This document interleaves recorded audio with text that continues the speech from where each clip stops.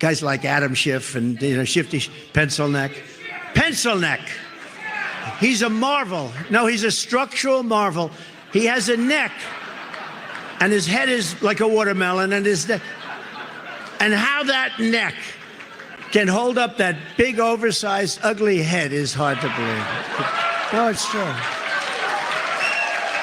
It's true. Big head.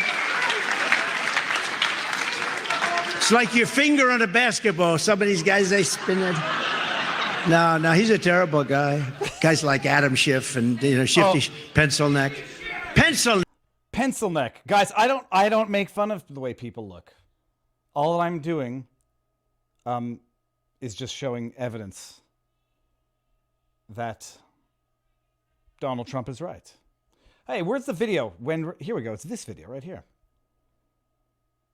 Rachel Maddow, people. Never forget what they put America through for 3 years. Be with you. So what is your reaction to this news tonight in which President Trump said he wouldn't call the FBI if he was approached by a foreign country with information he could use on his 2020? What is it about these two people that they're actually the most physically nauseating, disgusting people on the planet, tied among others? Opponent. He might accept that information. He says FBI Director Chris Wray is wrong if he thinks the correct thing to do there would be to call the FBI. He's a marvel, people. He's a marvel. At first you're shocked, and then, of course, you realize, yes, that's exactly him. There is no ethical standard. There is no bar below which he will not go.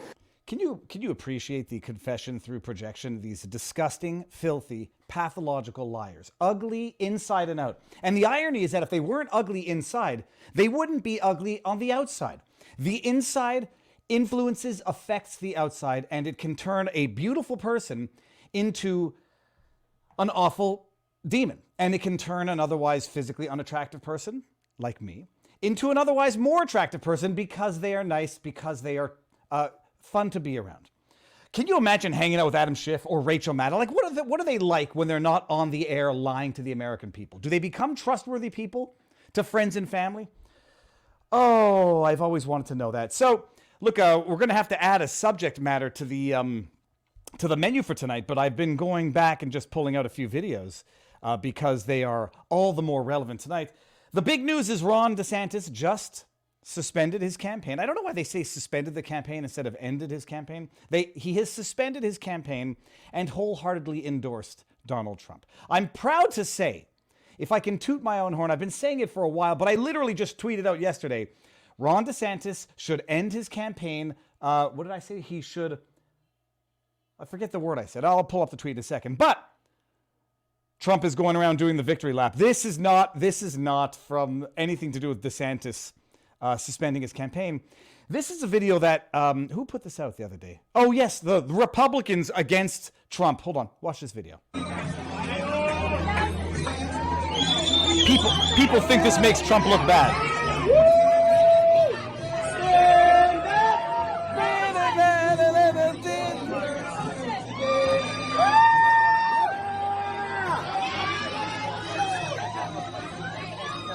I just want to point out, he's doing his utmost to actually not make any contact with her boobies. He's signing a shirt of a very happy adult, asking him to sign her shirt. I don't even think he's touching it with his palm.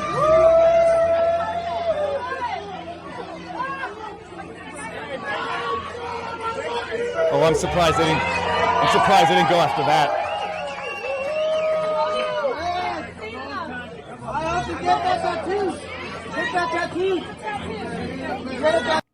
Now let's just see what the Republicans against Trump had to say. It's so stupid to create titles like this when everybody knows exactly what this is. Can you imagine how the media would react if Biden or any other candidate did this? Well, first of all, people, it would literally be like that scene out of Happy Gilmore when Shooter McGavin is looking over at Happy, who's actually signing a young and old woman's chest. And then Shooter McGavin looks over at his crowd and he's like, nobody here is attractive or asking me to do that. They're all like a bunch of nerdlingers asking me to sign pads of paper.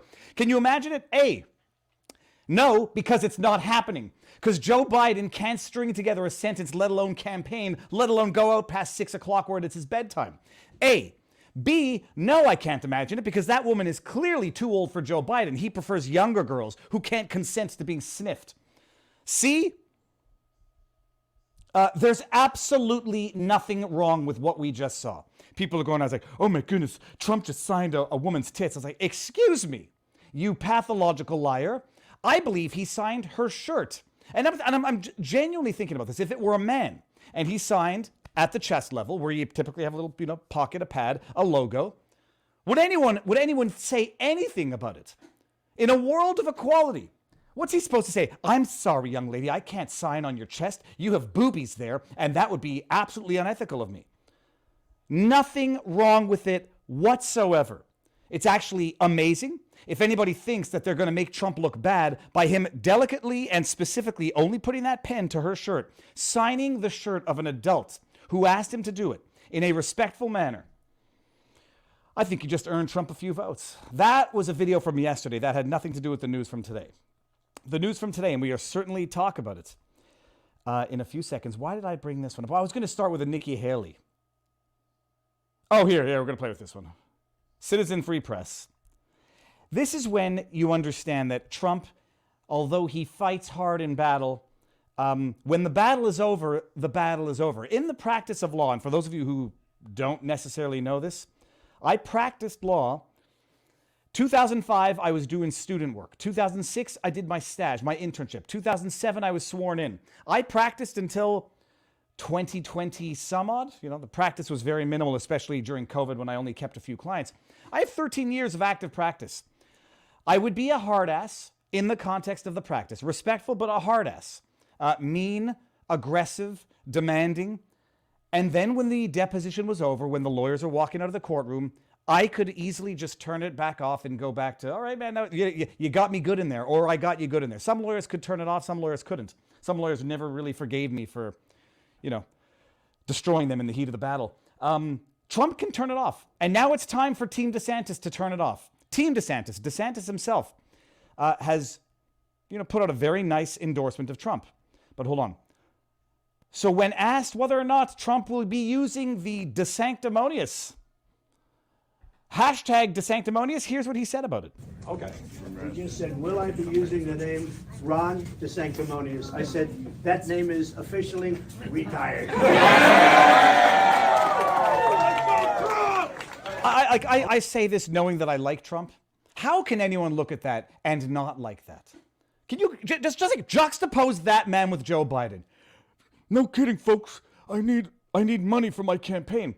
It's officially, he could have said the term DeSanctimonious, it's fired. That would have gotten the crowd up as well. How can you look at that guy and not like him? I mean, the problem is when you impute and you impose all of your internal hatred, all of your internal anger, resentment, disappointment in life, and you put it on that man, then I can understand how you can't like him. And that's exactly what the media has brainwashed people into doing. Angry about life, angry about the state of your life, the state of the world, everything that you thought you were entitled to and deserved in life didn't come true. It's Trump's fault. Oh, wait, we're going to get to a couple more here. Oh, no. Okay, so that's it for Trump. We're going to talk about it because obviously do I bring up the tweet where I put it up yesterday? Is this the tweet?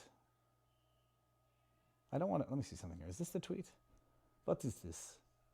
Oh, no, that's just Joe Scarborough. We'll get back to that later. Maybe I'll come back to that one tomorrow. I keep notes for future shows. Good evening, everybody. I'm going to play you a video after I do the intro and thank our sponsor. Holy crap. I put out a video summarizing the week of the WEF at Davos. They're not sending their brightest. It went from evil geniuses to evil morons. And that's who they're sending to Davos, and that's who's representing the world. Okay, but hold on. Before we get there, good evening. For those of you who don't know me, anybody new to the channel, where the hell have you been? Viva Frei, former Montreal litigator, as you now know, turned current Florida rumbler. You want some merch, go to vivafrei.com. Hold on, where's my shot glass? No, I know I have it here because I'm going to use it later. The heck is... Whatever, here, hold on, there's a couple up here. Oh, yeah. Wanted for president, people. You're getting closer. We are getting closer. Go to vivafrei.com to get a slew of merch. But what I was going to say is, I'm a Montreal litigator. This is our Sunday show that I do with Robert Barnes. We have an amazing community, vivabarneslaw.locals.com. We start on YouTube, Rumble, and Locals. After about a half an hour, we end on YouTube, and we go over to Locals because I'm exclusive there, and we should also support the platforms that support free speech. The stream in its entirety or clips goes up to YouTube the next day or throughout the week. YouTube gets the stale leftovers.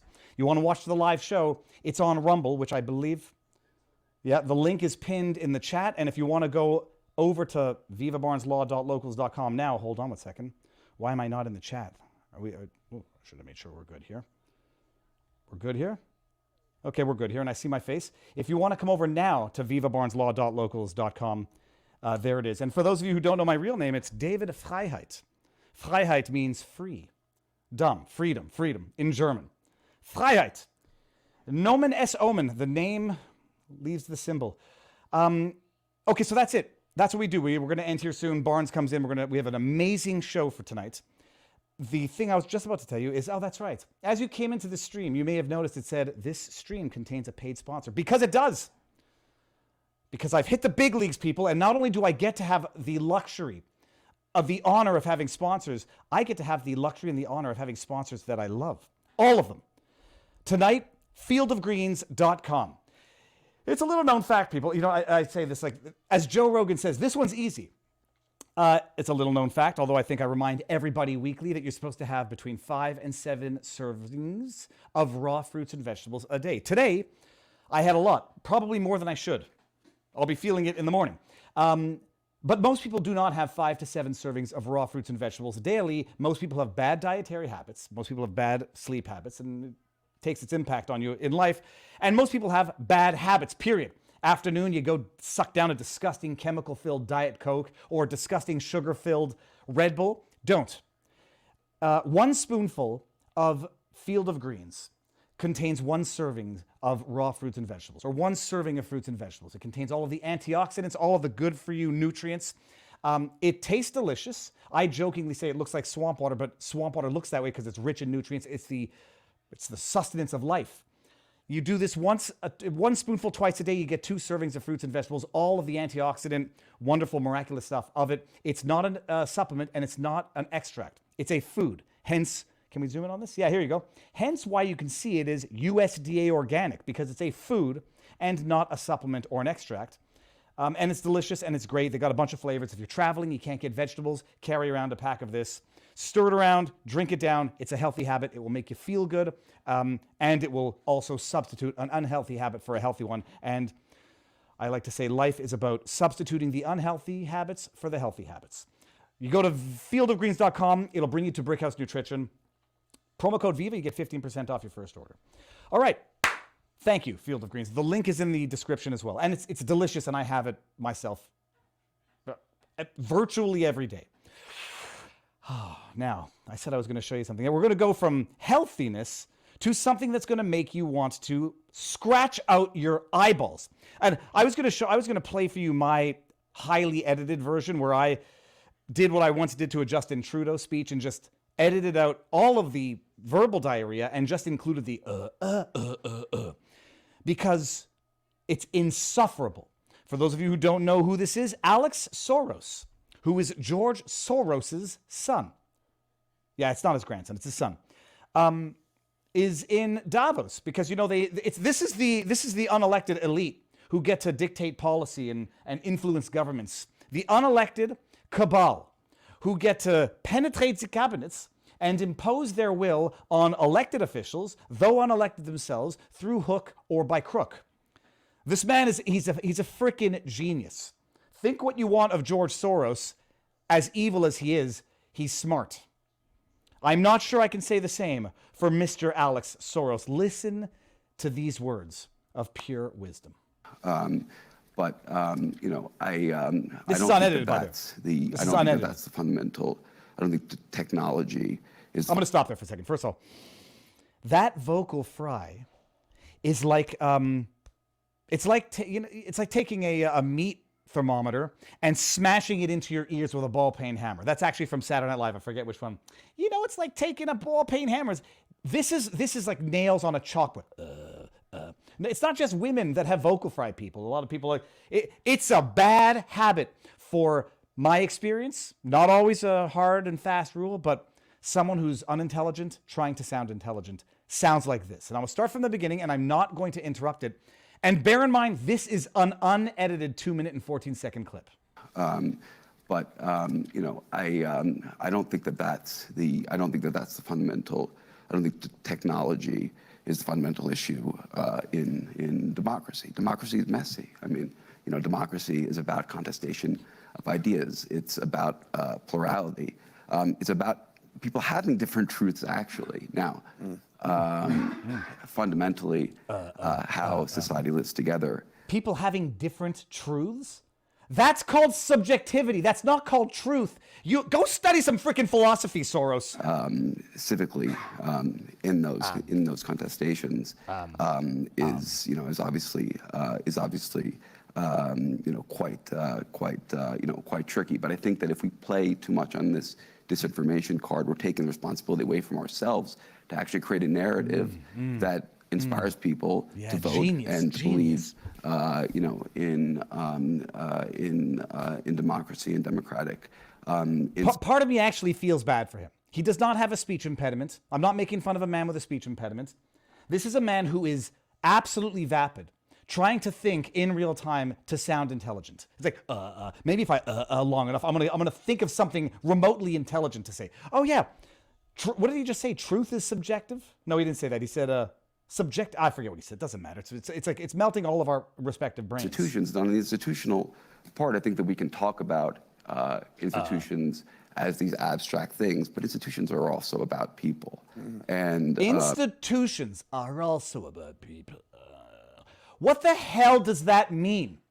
I mean, that's like, this is verbal diarrhea. Institutions are also about people. Oh, I thought institutions were about robotic dogs. Maybe if they build robotic dogs, maybe if it's like that Boston dynamic, maybe that institution is about robotic dogs. We just heard this point about untrustworthy people, and we talked about things in the United States. That'll be you.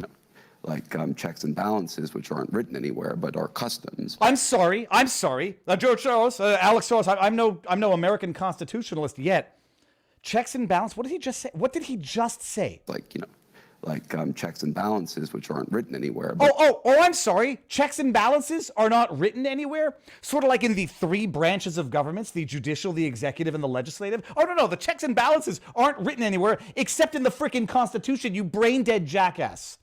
Our customs, and one man, Donald Trump, literally came in and just took that all away. Oh, he literally did it? Not metaphorically, not metaphysically, not spiritually. He literally did it? Surely you could show me the video where Donald Trump literally came in and took away those customs of checks and balances. You dumbass. Oh, it was Donald Trump who said, don't listen to the Supreme Court. It was Donald Trump who said, we're not going to listen to the Bruin decision. It was Donald Trump who said, we're going to find a workaround as to the Supreme Court's ban on the moratorium. Oh, it was Donald Trump who said, we're going to work around the Supreme Court's tossing of the student loan forgiveness. Oh, no, I'm sorry. No, that wasn't Donald Trump. Of course not. That was Joe Biden. But when I see this, when I look at this, more globally regarding democracy, I also this should be like his Prince Andrew moment. Who was the one that gave the interview? It was like, actually, I could not sweat at the time when Virginia Guthrie accused me of sexually assaulting her. Actually, I could not sweat at that one particular moment in time because I was at a pizza house down the street. I remember that. That was his last interview. This should be Alex Soros' last public appearance because quite clearly he's unfit for the role that has been bestowed to him by his evil father. Say to myself, when was this great time? When was this great time in America? Oh my God. That everybody got along so well. And I'll tell you when. When everyone got along, it was pre-Obama. I can tell you when it was in Canada. It was pre-Justin Trudeau. It's amazing how the lefty ideologies come into power and sow discord and division among a population. I remember living in a world where race, ethnicity, religion, nobody cared about it in the good way. I remember that. I'm old enough to remember that. Oh, when was America ever great? Because things were going so great. I mean, I think, There's a loop here. He breaks down soon. I think that we really have to be careful here in this nostalgia for a time past, because a lot Do you of know what this is called? This is called demoralizing. We have to be careful of the nostalgia for the better time. No, we don't. We have to aspire to bring it back. He gets into a full breakdown of like he couldn't get out of it for a second. the reactions we're seeing in society are actually reactions to positive things, like like equality for women, and greater diversity, which come with backlash. Everybody, I'm sorry for having melted brain cells for that extensive period of time. The only remedy to having brain cells melted like that is to have Barnes's big brain come in here and rehabilitate us. Sir, you ready to come in? Robert, how you doing, sir? Sorry. Hi. It's mind-numbing. Do tell us how goes the battle while I go to locals to see if our audio levels are checked out. Sounds good. Good. The got to travel tonight on a red eye to Philadelphia, Pennsylvania. Got some big cases up there of some disturbing things that are happening at the governmental level and the continuous assault on the Amish, also defending people who were wrongfully fired for their religious objection to a vaccine mandate by the company 3M, and a range of other work activities up there to take care of, but particularly focused on Amos Miller's matters. As they continue to escalate their attack on Amos Miller, defending Reuben King, an Amish farmer who the feds want to put in prison for up to 5 years. And while take forfeiting, as the judge is happy and eager to do and just sign right off on, despite the objections raised, of his entire lifetime supply, lifetime collection of a range of old guns and mixed guns, all because he didn't get a permit. This is where the world is going. If you don't agree to let them super govern your life, waive and forfeit all your rights, get a permit for basic living activities, then they're going to lock you up. And they're going to start with the Amish, the least threatening community to safety or health that exists in America by a long amount. Like, imagine in Philadelphia, and you're focused on gun issues, isn't the gangs of northern Philadelphia, but is rather Amish farmers living out in the countryside. What does that tell you about the Biden administration? What does that tell you about our Justice Department? What does it tell you about our Pennsylvania state officials? So a lot of disturbing trends up there, and we're going to do what we can to fight back. Robert, hold on one second. I accidentally brought up a video. I was going to ask you something. We're going to talk about Reuben King, I guess, in greater detail, because I got my questions about it. So you said you're on a red eye. We have time for the show, right? Oh, yeah. Okay. It's red eye Vegas time. So get in at like 7 a.m., have some meetings, do a deposition. Hopefully that doesn't go all day, but the lawyers on the other side are not, they're corporate lawyers, put it that way. So that usually doesn't always go as well as it could if people were reasonable. Then meet up with, I've been meetings all day, meeting with Reuben to prepare him for the sentencing issues. Then Tuesday afternoon is his sentencing issues in Philadelphia. But on the White Pill side, those that follow over at sportspicks.locals.com, we won another big 5% play just a few minutes ago as the Detroit Lions won and covered the spread against the Buffalo Bills. Oh, I thought you were going to our added topic of the night, that people won on the DeSantis. I didn't know if there was any gambling on that. The board requested two extra topics. One, the evidence that came out in the Dominion trial in Atlanta, and the Mark Stein defamation case about Michael Mann that's going forward in Washington, D.C. So we'll cover those as well. But yes, right at the top, certain predictions. I got a lot of heat for it. I just, a couple weeks ago where he said, after Iowa, DeSantis won't do well. He's going to drop out. People said, "You're nuts, Barnes. I want," and they said they wanted to bet, and I said, "Okay, how much?" And they're like, "Well, hold on a second. Let me get back to you." But man, poor Dave Rubin. I hope he's in recovery mode. Some of these folks predicting DeSantis was going to win Iowa. DeSantis was going to march on. Barnes is crazy. And, of course, DeSantis drops out and endorses Donald Trump today. Well, it's funny. I literally just tweeted it yesterday. They said, that he has to courteously bow out and wholeheartedly endorse Trump. it was good timing.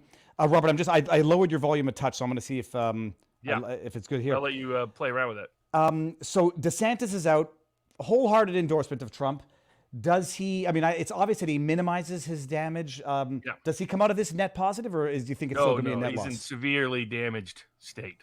He's going to need a Nixon-esque recovery to bounce back and be nationally relevant. He also deeply antagonized a lot of people in the Trump camp. Like Vivek didn't. Vivek was careful about how he handled that. And, Trump stepped on him at the end to let him know, big dog, you little dog. Vivek, But Vivek handled it well. And what does he do? He drops out. And Trump's, bringing him up there on stage and saying nice stuff about him and saying we're going to, Vivek played it right. DeSantis did not play it right. But this is the best move he's made in his whole campaign is drop out, endorse Trump. No, I said Vivek, Trump gave him a little bit of a kick, but Vivek, I think, probably could acknowledge he crossed a line with that particular video. Maybe he went he took a gamble. It's worth the gamble. I don't think even Trump Trump respects competition. He doesn't disrespect it. The way DeSantis went about it is what antagonized Trump. He had people in DeSantis's camp, including DeSantis himself, lied directly to Trump's face. That's not something he forgets. That's why Nikki Haley has no future. Nikki Haley lied right to Trump's face. There's not a chance she has. There's things you can get away with. You just can't lie right to Trump's face. What did Nikki lie about? About running against him? Yeah.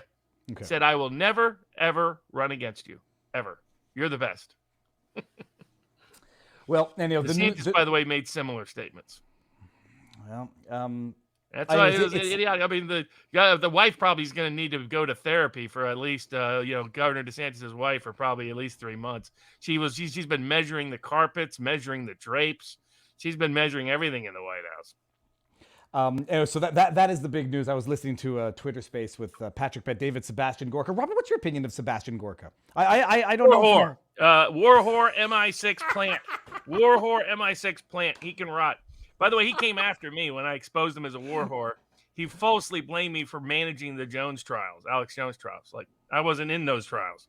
We were public commenters on those trials, and we've been vindicated by our public commentary about those trials. But that's who Gorka is. He's anti-Alex Jones. He pimps for Zelensky. If you go back further, weird history. Let's just put it that way. Daddy or grandpa, I think, might have some interesting histories there in Central Europe. Around 1940s, put it that way.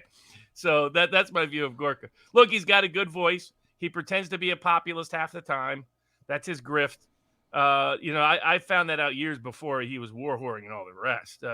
Dealt with his wife in a back room at Fox and listened in on a conversation between her and I was like, oh, okay. I know how they're grifters. They're DC grifters, looking for the next grift, to the next grift, to the next grift. All right, Robert, why can't I bring up, it used to be that I would be able to, son of a beasting, that it would hold up the super chat so that I could keep them flagged. Why can I not star any of the comments? Okay, I don't know what's going on. Can you all commend a good attorney in Idaho for insurance fraud case paid for 4 years of coverage only to find they don't cover that area? Oh, that's interesting. Yeah, because some of those cases we'll take a look at, and sometimes we'll know people who will. You can always go to the contact page at Barnes Law, LLP as in Peter.com. Go to the contact page, and that's where I get information. Now, if you send something in and I don't respond, I can't respond to everything. The other problem is ethics rules sometimes people will interpret any response as, oh, now you're my lawyer. Mm-hmm. So practically speaking, I can't respond to everybody. Doesn't mean I didn't read it. That didn't mean I don't care about the case. It just means I don't have time at this moment to commit to it. But that's where, if you want legal information, that's where to go. Robert, but before we go over to the book is called The Door Rebellion. Turns out it was a great democratizing rebellion in Rhode Island. And my brother found out we had a bunch of ancestors that helped start the whole thing. And I was like, sweet. No, some of them ended up in prison. Some of them ended up hung and some other things. But, hey, they're on the right side. So I had the book, The Door Rebellion. I had no idea a bunch of my grandpappies were involved in it. Robert, before we go over to Rumble exclusively, and I've given everyone the links, let's talk about the one that I don't care if we are or not allowed talking about it, but I think we are because it's a current pending court case. This is the case in front of Totenberg. Yep. What state is it now? Georgia. Is it? It's in Georgia. And this is going back to the 2016 election, not the 2020 election. 2018 election. 2018, sorry. And there were questions about the safetiness, that's not the word, the unhackability of Dominion voting machines. And allegedly, I haven't been following it in thorough detail, but allegedly, from what I understand, in the courtroom, some experts showed how he could basically hack the Dominion voting machines within 5 minutes, give or take, and which is going to cause Totenberg to assess whether or not they can be used in the upcoming election. Have I misunderstood that, or is that about right? That's correct. So this is a Democratic lawsuit. This is the Democratic candidates suing the Republican Secretary of State, Brad Ratberger. I'm pretty sure that's how you pronounce his last name. Who, for the 2018 election, including the lieutenant governor candidate, who lost, the Democratic candidate who lost, and Totenberg, very liberal Democratic judge, no sympathy whatsoever to the 2020 election challenges by Team Trump, who's presiding over this trial. And they represent an older movement within the Democratic Party, more the Democratic left, the Bobby Kennedy populist left, that has never liked machines involved in elections. People have forgotten this movement even existed because of everything that happened post-2020. But questioning elections and questioning presidential elections and questioning machines, what has been a Democratic tradition, not a Republican one. Republicans have generally pushed machines, including the Diebold and other machines used in Ohio in 2004, controversially. Robert Kennedy suggested after 2004 that Bush stole Ohio in 2004 related to voting machines. So it was always interesting that all of a sudden this became a Democratic defense and Republican rallying call. So the Democratic lieutenant governor brings suit, and he says Dominion doesn't have a reliable system, because Dominion was new to Georgia, I think, in 2018. They got a big fat contract from the same corrupt hack governor, that Governor Kemp, that is now refusing to remove Fani Willis despite the obvious overt controversies of corruption concerning her in her prosecution of Team Trump. Ratberger is his buddy, in tow. And they gave a big fat contract to Dominion in which they made a lot of promises to the public that they've never kept, including that they would publish the ballots from every single major election. They never have. That was one of the key promises they made when they wrote that big multi-seven-figure check to Dominion. Well, I was told early on when I was working for Trump in 2020, after the election, figuring out what happened down there, don't ask any questions about Dominion. Don't ask any questions about this activity because of deep Republican ties. And I was like, well, we're going to go there anyway. But it was like, I don't think machines are our key problem. It's get the signatures to match. And if they don't, we get a new election. Unfortunately, everything got sidetracked by Sidney Powell and Lynn Wood and all that. But one of the cases I was following and at that time back then was the 2018 case.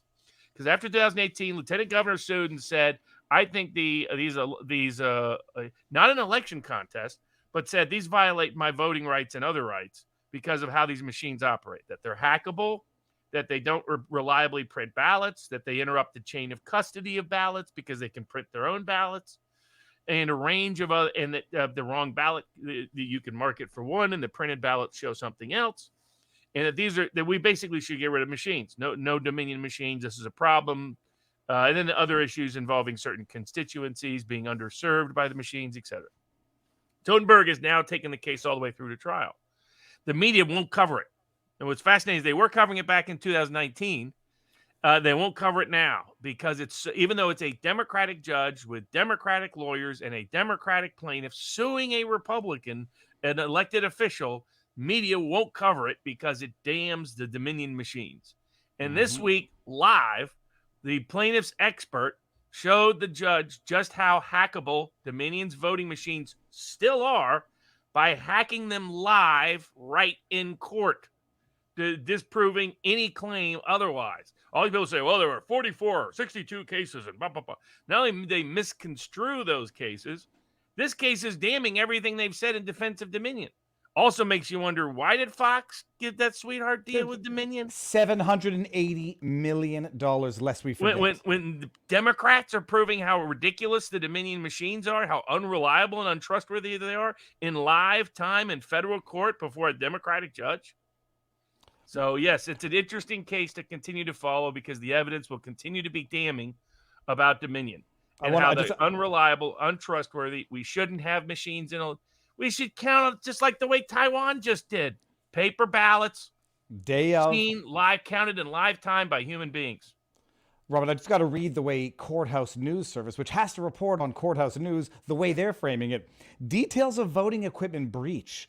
Details of voting equipment breach emerge in Dominion security trial. Is that the biggest hack job in the world, to be the headline writer for the mainstream media? You figure out, how do I lie about this? How do I fudge this? How do I make this sound Orwellian? It's like they read Orwell's 1984 as a guidepost. Oh, this is how we call this newspeak. Okay, how do I make good newspeak? Listen to this. While the lawsuit was filed in 2017, events that occurred immediately following the 2020 presidential election took up the court's time on Friday. It took up the court's time. Listen to this. During the fourth day of trial, Friday, in the lawsuit over security Dominion voting machines in Georgia, details surrounding a hack coordinated by co-defendants of former President Donald Trump in the Peach State's election subversion took center. They hacked the bloody machines in court, but it's taken up some of the court's time. They make it sound like, they documented how Trump did something sneaky during the election. I mean, this is how deceptive and dishonest the media. They just lie about everything. It's outrageous. The copying of confidential election data from an elections office in rural Coffee County was purportedly arranged by a group of individuals who are now indicted. Oh yeah. They showed how they could be hacked. Misleading this is? This whole story makes it sound like, they proved Trump committed a crime in court. That's not at all what happened.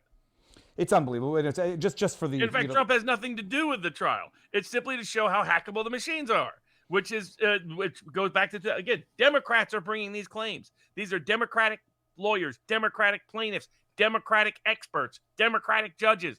They're the ones proving Dominion is a joke. We are 4,500 strong here. Get off YouTube. And the link to Rumble is there. Let's see the number go down while I just blast through a couple of these super chats. Viva Frei, how did Robert's oral argument for Children's Health Defense Fund go before the Fifth Circuit? We talked about it last week. I posted your audio, Robert, to both Rumble and YouTube, and people love it. So go check it out because it's 30 minutes and it's just a solid screen grab, but it's fantastic to hear this. We're going to talk about another hearing today. What is the best way to get a bill to Congress, such as limiting the government's arms possession to what it legal for the average citizen? We'll get there in a bit. You need a congressman to sponsor it and support it and back it. Rep Seb Gorska, does he really have a handle on DJT's thoughts, VP cabinet, etc., or is that all speculation? All speculation. Theophrastus 3.0. I haven't seen you in a while, Theophrastus. It's been a while since I coughed up some cold, hard cash. Love your channel. Thank you very much. And then we got Gorka is hinting it's going to be a New Yorker. So Zeldin? No, he's just pushing Stefanik like Stefanik is pushing her own name. I think that's her name. I may be mispronouncing her name. My bet's still on Ben Carson. My bet is as unlikely as it is. But my favorite is still Kerry Lake and J.D. Vance. J.D. Vance, for example, made a wonderful point this week when he said, the Nikki Haley was in bed, totally in bed with lobbyists in South Carolina. And for those on the inside, they know that's a double entendre because she was quite literally in bed with lobbyists in South Carolina. Oh, well, that news just broke this week, and she keeps phrasing tweets in such a way that it makes that joke very easy to make. All right, people, get your butts on over to Rumble. If you don't want to go to Rumble for whatever the reason, that's be crazy talk, go to Locals and consider joining as a member, which would be non-paying, or consider supporting our work on Locals. $10 a month, $100 a year at the discount. Robert, it did go up to $10 a month, right? Yeah. It's $10 a month, $100 a year. You get live Q&As, Bourbons with Barnes, live shows with Viva, live shows with me, live special shows, special editions, Barnes Briefs, Breakfast with Barnes, movie club, live chat weeks. You get to ask questions and get answers. You get a lot of fantastic content at vivabarneslaw.locals.com. And our topics tonight that you'll get over on Rumble are bonus topic off the top. Mark Stein goes to trial against Michael Mann in the famous hockey stick case. Alec Baldwin finally indicted on a theory that Viva had from the inception in part. Fani Willis Yeah, as Viva calls her, big fannies in some big trouble. Jack Smith has got dodged his contemptuous conduct because of the unbelievable. D.C. court's prejudice. Trump show trials in New York continue to embarrass the rule of law in America. Chevron, oral argument that we talked about last week. We just had the oral argument. What does it presage for the future of the administrative state? Homeless rights. We talked about it briefly last week. Well, now it's going up to the Supreme Court of the United States. Big Second Amendment win in the Third Circuit. A very dangerous Second Amendment impacting case in the case of Amish farmer Reuben King, who is facing 5 years in federal prison and forfeiture of his life's collection. No immunity for false charges by bad prosecutorial behavior. That's another white pill moment. When do you own your social media, and when does somebody else own it? It's reaching the federal highest courts as that dispute continues to unravel in a range of contexts and cases. Madonna sued because she's always late. And Twitter parody reaches a jury trial in California. That's a fun case, everybody. I might even just cover that on a separate vlog, depending on the, well, not even depending on anything, whether or not it's interesting enough, but it's amazing, so stay tuned. All right, that's it. We're leaving. Goodbye, YouTube. We're down 1,200 people here. That's a good sign. There's 3,600 left. Come on over to Rumble or Locals. You have the links. Ending transmission on YouTube now. Okay, so what do we start with? What's first on the list? The first bonus one. It's the Mark Stein, Michael Mann trial. Oh, I'm not up to speed on this one, Robert. So you're going to have to field this. This has been going on for a dozen years. So Michael Mann, the climate science expert, as he himself declares it, over at Penn State, had this sort of hockey stick about that became famous in climate change propagandists or those who support the climate change argument that, temperature is getting way out of control. The critics of Michael Mann have suggested the hockey stick is based on bad math, bad science, bad data, manipulation, etc. Mark Stein, occasionally sat in for Rush Limbaugh, kind of more from the populist side of the conservative angle and social commentary, was writing at National Review and Fox at the time, and talking at Fox at the time. And another person associated with Competitive Enterprise Institute, which has been very critical of the climate change arguments, basically compared Michael Mann to the other big, famous, controversial individual at Penn State at the time, the one and only Sandusky. Sandusky got involved in, of course, the alleged and then ultimately convicted for underage sexual assault and abuse, and appeared to have been involved in running that. And so they said, just as Sandusky molested kids, Michael Mann molested the data. That statement did not sit well with Michael Mann, so he said for them to retract. They did not. Mark Stein said, "Sue me, I'll prove your hockey stick is fake in court." And so he sued him. And then there were a lot of arguments about what does the First Amendment allow or not allow. Are these statements First Amendment opinions, or are these statements verifiable factual claims that a jury could determine were materially false and knowingly false at the time? Because Michael Mann is a public figure, they had to prove that this was done intentionally or with reckless disregard of the truth. This, but only hard part for Stein and the rest is they're stuck in the D.C. court system, where they all side with the Democrats traditionally. And this case has been going on for 12 years, up and down to the Court of Appeals, up and down to the Court of Appeals. Finally, now it has reached a jury trial. Because the D.C. Court of Appeals determined that these are verifiable factual claims. So the allegations here are data manipulation, fraud, academic fraud, and scientific fraud. And while the Sandusky comparison might be exaggeration, not subject to libel, the allegation that he misrepresented the data and he committed fraud on the academy and on the public, that seems to be, whether he did or didn't, and whether they had a factual basis to believe it, a verifiable fact. So, but now it's going before a D.C. jury. If I was on the Mark Stein or other side, Stein is defending himself, interestingly enough. He has a cool voice. He has one of those very authoritative British kind of voices, like Gorka, except just not as big a fat a fraud as Gorka is. Stein's the real deal mostly. But I don't think you can get an impartial jury in the District of Columbia. I think The deeper disturbing side of this case is a ongoing effort of lawfare. So this case preceded but previewed the Alex Jones cases and then the Trump cases. And then the Sidney Powell, Lynn Wood, those people being sued into oblivion or being threatened to do so. And it's because what they're doing is they're going to interpret this case to see critics of climate change they're the ones that are the frauds. And if you continue to criticize our climate change agenda, we'll sue you into oblivion in the DC court system. That's the underlying purpose of this case. What's interesting is, what he's disclosed to me is damning about Michael Mann. He's like, I was making $3.5 million a year pushing this stuff, and now I only make $500,000.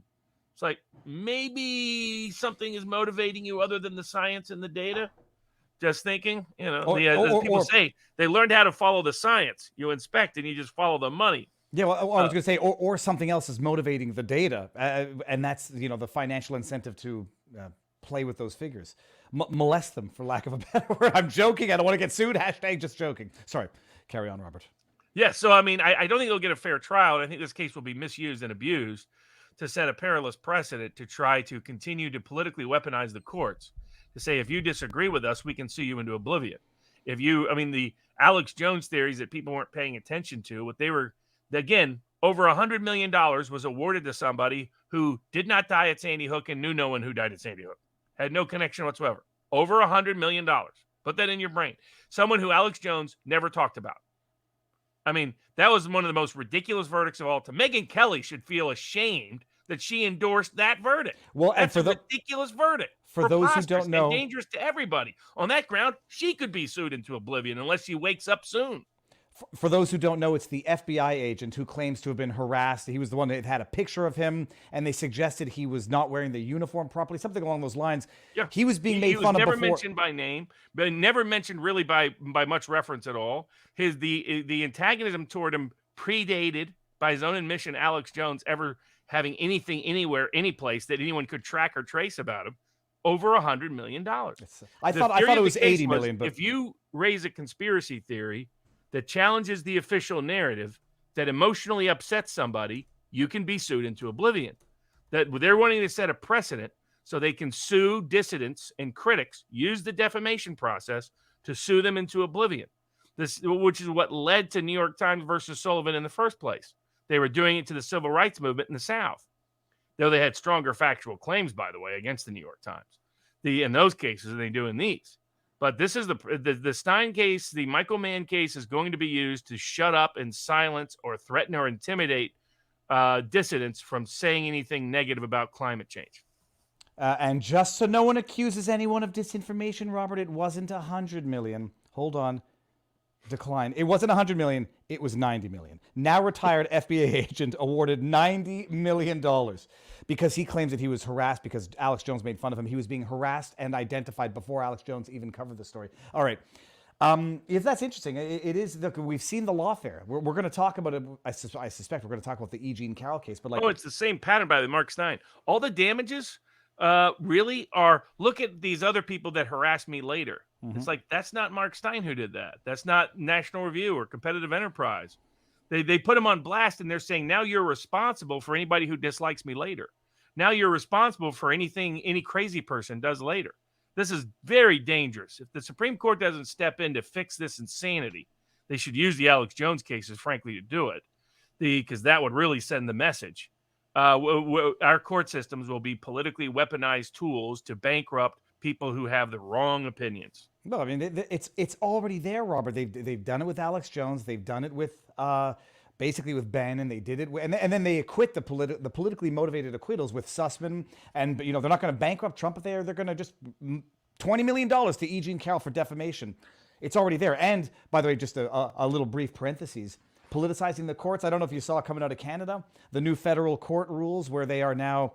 I don't know if you're required to, or it's recommended you give your pronouns in pleadings, it's your prerogative to give a land recognition to the indigenous. And there was another one. Oh, you have to use gender neutral language when dealing with court staff and court administration. The system is broken. It's just a question. So what do you say? I don't know. What is it? They? Like, I'm going to refer to They. this It's as probably always going to be they. they, them. I mean, That's technically wrong. 'Cause I know they, it means it more than requires one more person. than one person. Robert, it's when I see I did have the a federal judge once say someone had gone through a gender transition on the witness before they got on the witness stand. They were subpoenaed as one gender, showed up as another, and the judge pulled us aside. Old school liberal Democratic judge, by the way. And he goes, "What? How do we refer to it?" well, he's canceled. I was like, I don't know if that's politically correct, there, Judge. Oh man. Okay, so that's fascinating. The other, I guess this is the other big breaking story of the day. I don't know what we'll talk about it. Not much news. Alec Baldwin seemingly finally indicted again. Now I have to refresh our memories. The last time he was indicted, they got one of the enhancement charges dropped because it was an enhancement that didn't apply at the time he committed the offense. Correct. Then I forget now what happened. There was a question about the gun testing. So they dismissed it so they could go back and re-examine all the gun testing evidence and retest the gun evidence again. And what they came back with, I mean, maybe Baldwin didn't pay off the right people. Who knows? I mean, you got to be a little, when they drop an indictment and then maybe they bring it back and maybe they don't and they finally do, got to wonder a little bit. Gloria Allred's on the side of trying to shake down Baldwin for as much cash as she can. She's now counsel for some of the people suing. And again, I've sued her before for being the fraud that she is. But once she's involved, then you have a kind of a split on the Democratic side and Baldwin probably lined up with the wrong side. He's probably recognizing that now. Being on the Democratic side made him vulnerable in ways he thought he was protected. In place, especially in Santa Fe. But the grand jury indicted him on involuntary manslaughter. My understanding is that there's kind of two different theories of the indictment. It could be considered two different charges, but one is negligent use of a firearm resulting in death. The other is total disregard of human life and your behavior. Which is predicated on the idea that he did, in fact, pull the trigger. In both cases, really. The negligent use of the firearm, maybe they don't have to prove that, but they decided they were not going to bring the indictment unless they could have independent scientific proof, once again, after Baldwin's team raised questions about the method of the testing, to the conclusion that a lot of gun experts said at the time, we said at the time, you pointed out maybe why he did what he did. The core conclusion of the grand jury is that Alec Baldwin pulled the trigger. And then he had to for the gun to go off. And I mean, he admitted as much in various interviews that he gave at the time. But he was talking too much. Yeah, well, and he's in big trouble officially now. They didn't make the same mistake. The sentencing exposure is very low on this. So is my understanding, because the enhancement doesn't apply. So I think it's like 2 years max or something like that, if I recall right. He doesn't face major prison exposure. This will be a big jury selection case because he will stick with his line of defense that he didn't knowingly pull the trigger and that he thought there was no bullet in there. And that it depends on how he picks the jury. As there is enough jurors that will vote not guilty in the Santa Fe community. If he does a good job picking the jury, he will be acquitted. If he doesn't, he'll be convicted. I'm predicting conviction, but Gloria Allred's hoping for conviction because she can see those dollars pouring in. Yeah. Well, and also if it's a funny thing, if he had just been quiet, there'd be less incriminating statements out there. Had he been more remorseful and not arrogant and almost what's the word? Almost aggressive. The X factor there is the intentionality would make it so that he's personally liable in ways he couldn't even bankrupt out of from his own estate, but would reduce the possibility of insurance coverage. So she would probably prefer a conviction on negligent use of the firearm. Mm-hmm. Interesting. We'll see. My prediction is he's getting convicted. So the sentence will be whatever it is. Okay, now, Fani Willis, big Fani. By the way, Robert, so I put out a brief analysis of the Fani Willis sex scandal. Oh my, it's getting so good. It's up to 85,000 views on YouTube, which means that people are now learning the truth, which is fantastic. But watch it over on Rumble. Short, 10 minutes, cut to the point. We're going to talk about Fani Willis and her sex scandal with Nathan Wade, Jocelyn Wade, who subpoenaed Fani Willis to appear in the context of their divorce proceedings. It's so bad. It's so bad. Fani Willis was subpoenaed, for those of you who don't know. Fani Willis is the prosecutor in the Georgia RICO case.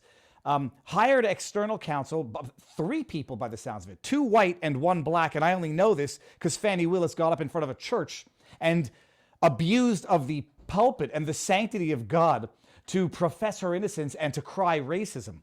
She hired 2 white people, 1 black person. Apparently, one of the white people she hired has more RICO experience than the black man who she happens to be knocking boots with.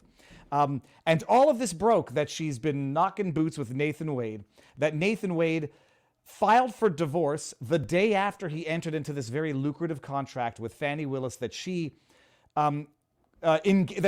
awarded him in the absence of any transparency under Georgia ethics and Georgia law, which she might have broken the law there. There are allegations that she might have been paying him federal COVID funds. There are allegations that of the $1 million that he's billed over the last couple of years, or 700, 800,000, that he then turns around and takes her on lavish, what do they call it? Those cruises, trips to Australia. He's booking tickets in her name on their credit card. And so there's a number of ethical, legal issues that, it might be Fannie and Nathan who are the violators of RICO here.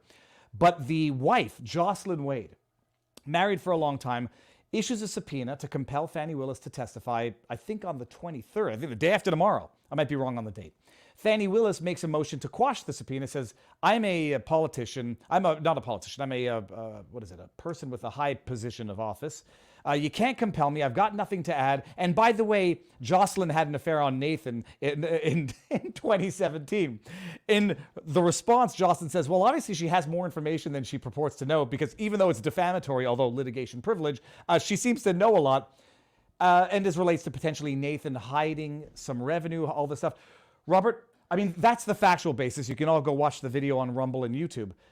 Why the hell is Rattenberger not doing anything with this? Or is it just a matter of time now? Well, no, he's not. And nor is Kemp. Kemp is the one that has direct authority to remove Fannie Willis or take remedial action and correct it, and he refuses to. He has refused to from day one because he supports the indictment of Donald Trump. He doesn't want anyone to know that, but that's the reality of it. And Trump, got behind Perdue as a way to challenge Kemp, and that backfired. And so Kemp won easily because they have an incumbent designation in Georgia, and a bunch of people who turned out just voted Republican incumbent. And that's how he got back in the first place. But people weren't paying attention to just how bad behind the scenes Kemp had been. Kemp, he let Rattenberger take the lead at screwing Trump in 2020. But he, from day one, David Collins, other people I was down there with, said Kemp will do nothing. The guy's a complete wuss. He's never going to stand up to anybody on anything. He never has his entire life.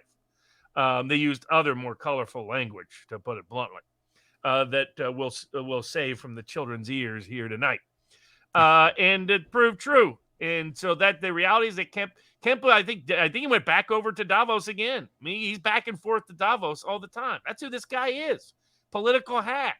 Try to tell people that. The problem was Perdue was the wrong horse to back of Trump for Trump, because Perdue was the Perdue family had fallen on bad times politically in Georgia. Perdue was like Nancy Pelosi, loved to trade stocks while he was in Congress. And as Harry Truman once said, show me a politician who got rich in office, and I'll show you a corrupt politician. So, Sonny Perdue, who literally looks like Boss Hogg, former Secretary of Agriculture, was a similar guy. When I was down there, it was like, no wonder this state is in a disarray for Republicans. But and I guess this part I wasn't clear from the headline. Is it the judge that's presiding over the divorce that's ordering her to produce things, or is it the judge producing a hearing that's presiding over the Trump trial? Because I heard both, and I wasn't sure which headline was correct. I couldn't answer that right now. Maybe the chat or locals can let us know. But to me, it would only make sense that it's the judge presiding over the divorce. What jurisdiction or authority? Because the issue of the misconduct that's been raised now is that this is that basically they indicted Trump for money. That's it. In other words, they used the coffers, and she laundered the money through separate special counsel payment for herself. So she increased her own pay. And the pretext was indict Trump. And if she didn't indict Trump, people would be like, what did you spend those millions of dollars on? So it looks like there's an additional, Not like you didn't already have enough First Amendment grounds on selective prosecution to bring a challenge, but you have a specific grounds that someone's paying themselves and giving themselves a big bonus to indict Trump to cover up for their money laundering and criminal corruption and bribery and stealing money from the state. The reason why I in our chat, people are saying both. I thought the only reason it would be the divorce only for the time being. I didn't think that the Trump judge had started adjudicating. I think the other Trump judge, I thought it had been raised in front of him. It had been as a serious issue of misconduct that raised questions. What it mostly is damning politically, right? Legally, the biggest problem is that there's selective prosecution in the first place, and this is a novel interpretation of RICO laws, and there's not a factual basis to bring it. But putting all of that aside, how bad, by the way, does Jenna Ellis look, right? Some of these people that rushed and panicked and pled, and they clearly didn't do their research, did they? Because this wasn't that hard to find. Frankly, Trump's team should have been tracking it from day one. It's another sign that he has okay but not great counsel in all these cases, because this is public. The fact that she had special counsel was public knowledge. I didn't know about it until the divorce case stuff. It's like this screams corruption. Millions of dollars going out to indict Trump as a separate special little special fund, little piggy bank. That now turned out to be quite literally a piggy bank for the piggy herself. But politically is where it's so damning. The Georgia system looks like a joke. The Georgia justice system looks like a joke. The Georgia judges look like a joke. The Georgia prosecutors look like a joke. That's the problem, is it's so politically damning how this is working. Let me bring this up here because this was the first tweet that I could find on the subject. Well, we're kicking off today's culture clash with my favorite topic. Newsmax. The World Economic Forum in Davos. Guess who just flew out there? Brian Kemp, of all people, if you ever have any questions about this guy. He just flew there while refusing to open the criminal probe into Fannie Willis. You've got to be joking. Okay, we won't watch the whole thing. So, Robert, by the way, it's the second time he's done that. That isn't the first time he's done that. Well, those escorts in Davos. He loves Davos. That's who this guy is. He's hanging out with George Soros' idiot kid. But we could get to the point where the public opinion is just going to be too great for Kemp to ignore it and not open some sort of formal investigation. Yeah, well, I know the state legislature is looking at doing their own thing anyway, and I think they have the power to impeach her. I haven't researched that item, but at least they have the authority to subpoena her, and I know Jim Jordan is already doing it. So the question, especially Kemp was secretly behind DeSantis. Now that has completely blown up in all their faces, embarrassingly. Then we'll see what. Basically, that's why Kemp was over to Davos to ask the deep state globalist crowd, what do I do now? That's why he ran over there. Right in the middle of this. So that's who this guy is. It's basically like even if one doesn't want to make that connection, Robert, what in God's name of green earth would he have any business going out to Davos for in general? And it's like his third visit. Maybe he's just wanted to go skiing. So the Fannie Willis thing, we'll continue. Everyone's going to continue blowing the story up because it is absolutely massive, and people have to appreciate it. Whether or not she even had the authority to contract with her boyfriend, who then apparently concealed his revenues, his assets from his wife, from whom he's divorcing, and then in the response, Fannie has the audacity to say that the wife voluntarily agreed to seal the divorce proceedings. I presume that was before she found out that A, he might have been boning another woman, but B, that he was hiding assets from her while depleting her bank accounts as a single mother of 26 years. It's wild, and it would be hilarious. It would be hilarious if they end up going down for the RICO, but that will never happen. But at least something might happen, so we'll keep putting it on blast. Speaking of putting something on blast, Robert, Jack Smith. Okay, I'm listening to Robert Gouveia break it down, and I'm sitting here saying it's an absolute joke. I'll ask you my questions, but we'll lay out the facts. That the case in front of what's-her-face, Chutkan in D.C. was suspended. It's paused. The great niece of foreign communist. Literally, by the way, people, just so you know. That case was put on hold pending adjudication on it's the Trump immunity, right? Yep.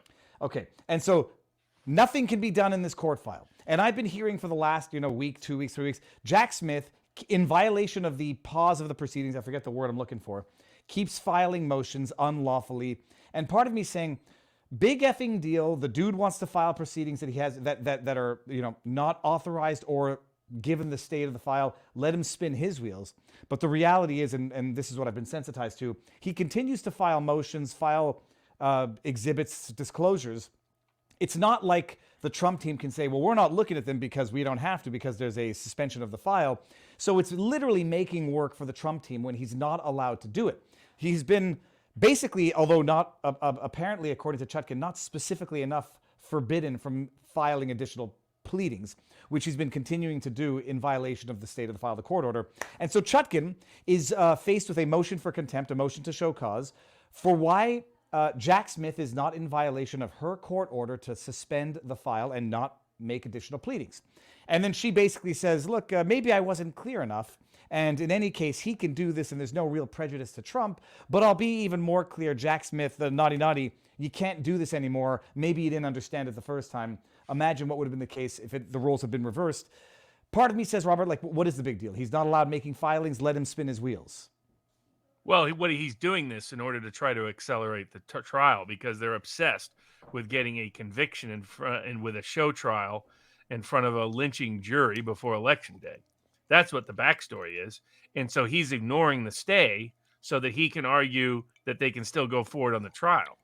And she knows that's what he's doing. Everybody knows that's what he's doing. She knows that he's not supposed to, that it's illegal and unethical and unprofessional and in violation of the rules. If any of us did that in any kind of case, we'd be sanctioned into oblivion. I mean, I have judges threatening to sanction me for talking about the Nuremberg Code in a vaccine mandate case. And then the Tyson Foods went and filed before the court my prior statements about the case on this show. So, you know, that's what us lawyers out there fighting the system have to face. Here is a corrupt prosecutor flagrantly violating the rules, and the judge does nothing about it. Further evidence of how corrupt she is, and she has no business presiding over this case. I mean, she has no business being a federal judge. We shouldn't put foreigners that are the great that have a long family legacy of communism on the federal bench. She literally said, you know, maybe I wasn't clear enough. Mea culpa. But also, Robert, is it not also the case strategically by continuing to make these filings, even if they are unlawful, forbidden, it lets the media run with certain headlines to which Trump really can't respond? That's the other reason.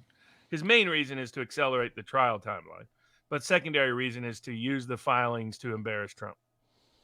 Little bastard. All right.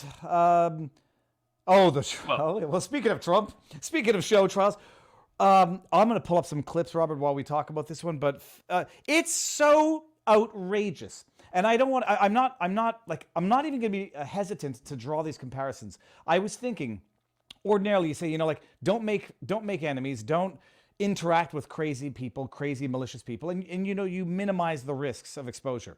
It turns out now that you don't even have to have ever met a crazy, malicious, pathological liar.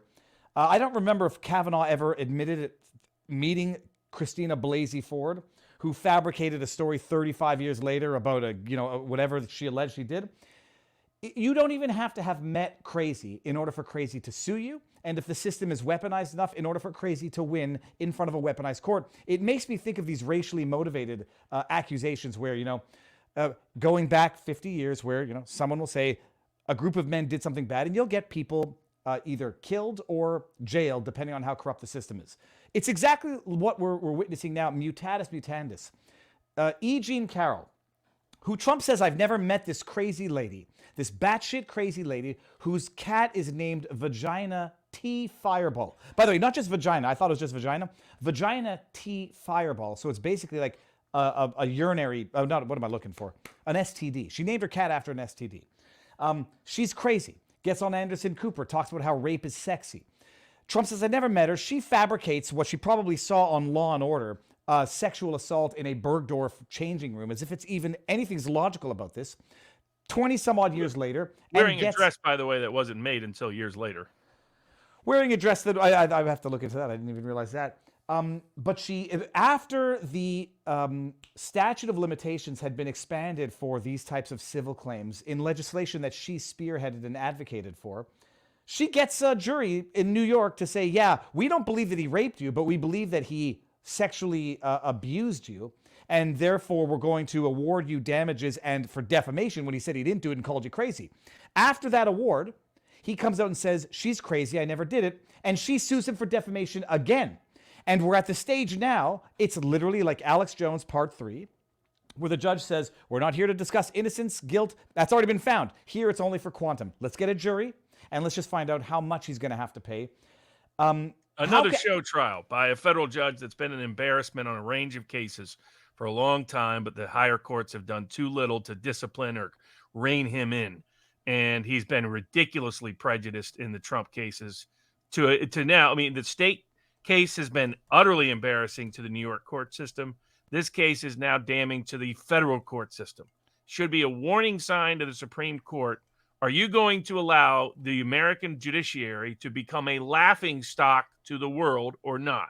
Because unless you step in and stop this insanity, that is what is going to happen. You are going to end the credibility and integrity of the American legal system.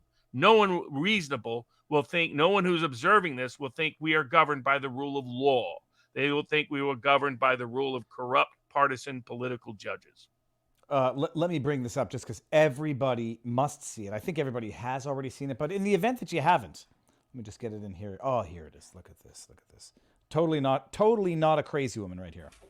You don't feel like a victim. I was not thrown on the ground and ravished. Which the word rape carries so many sexual connotations. This was not sexual. It hurt. It just But I think most people think of rape as it is a violent assault. It is not. I think most people think of rape as being sexy. Cut Let's take a short break. Think of the fantasies. Oh yeah. We're going to take a quick break. If you can stick around, we'll talk about Short the break. other side. She's crazy. You're fascinating Please to cut talk this to. off. Please cut this off. She's crazy. Oh, there come. You're fascinating to talk. Bat shit crazy. Period. Full stop. Oh man. But Robert, what is the remedy to this? Like, Trump is appealing. It's the higher court's doing, because right now, I mean, the other option is legislatures start taking away judicial immunity and allow judges to be sued. I mean, it's one of the responses that I think the Trump team can consider when they're up in front of a next oral argument, and some judge says, "Oh, could the president order somebody's execution and not be indicted?" Say, "Well, judges do it every day, including their political enemies. Maybe it's time to strip judges of immunity. What do you think, judges?" Well, hold on a second. Let's not be excessive. You have the judge in the Arkansas case in Tyson Foods, I think, is just about to exceed his jurisdiction and authority. But could I sue him if he does something that's patently outside the rules? Where do I sue him? In front of the same judges who say, no, we can't have judges being sued. So but it's impeachment, indictment, immunity. These might be things that need to be reconsidered as it applied to the judiciary, unless the higher court step in and just put an end to this. But they let this get out of hand, and it's getting worse and worse and worse.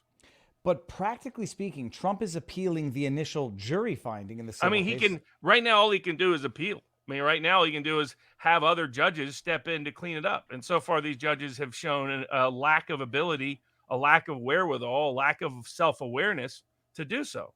We have so many politically partisan, corrupt judges, corrupt because of their partisan prejudice, that they are unable and unwilling to enforce the rule of law against their own. And it's showing. I mean, there have been breaches in the dam all the way along. It's just cracking, and it's about to bust entirely unless somebody steps in and fixes it. Well, fingers crossed on that, because how difficult is it to overturn a jury finding on civil liability? Well, it's easy in these cases because summary judgment should have been granted, evidence should have been allowed in, jury instructions were done incorrectly, jury selection itself was done incorrectly. Yeah. The judge is such a hack. A smart judge, knowing how politically prejudiced the jury pool is in New York, would have not made basic evidentiary mistakes, basic jury instruction mistakes, basic pretrial mistakes, basic post-trial mistakes, wouldn't have revealed his prejudice against Trump like he's done repeatedly. I think he was threatening to throw Trump out of the courthouse, and Trump was like, go ahead. I'm sure they're shocked that Trump just doesn't bow to the magistry and the magic of the courts, the almighty courts that they're so accustomed to getting deference to. They don't deserve that deference. They deserve disrespect and derision because they're earning it by their political partisan abuse and misuse of their power. And it's something that's happened with the judiciary all the way through our history. It's just happening at a scale and happening to an individual at such a scale that the whole world is waking up to it. And if the Supreme Court doesn't step in and fix it and salvage it, the court system itself may not exist in the same form a decade from now. They will have damned themselves. All right, from your mouth to the Supreme Court's ears. Before we get into the Supreme Court, because that's on our next subject, I realize I've fallen quite behind on the Humble France people. And someone's getting a free ad here. 4 Patriots employees getting a free ad. The engaged few. I can't see what figure that is. Hold on. Oh, I can't see. It's $5. You're not unattractive. I'd totally do you. If only so I could run my fingers through that magnificent mane. Excuse me. I don't make the Fannie Willis Nathan Wade mistake. Keep your schmeckle in your pants, get married young, and stay out of trouble, people. Finboy Slick, read Davos not sending their brightest. The smart ones are the ones you'll never hear about, or they're already in their doomsday. Yeah, they're already in their doomsday bunkers. Randy Edward, that was from Finboy Slick. Randy Edward says, in Soros' world, Hitler was a hero, whereas the United States is the misguided child. Does anyone believe the Axis views itself negatively? Nope. Everyone is a hero in their own story, for sure. Freddy65. Dan Crenshaw ran into some DEI employees at United. Not a fan of his, but it is outrageous what United did to his wife. I hope he gets some justice. I said the woman who he was dealing with was clearly crazy. Anybody wearing a mask at this point in time is going to be an indication that they're crazy or scared or traumatized or whatever. And ordinarily, it makes no difference, except when they're in positions of power, such as that, to harass people with whom they are ideologically in conflict in their own minds.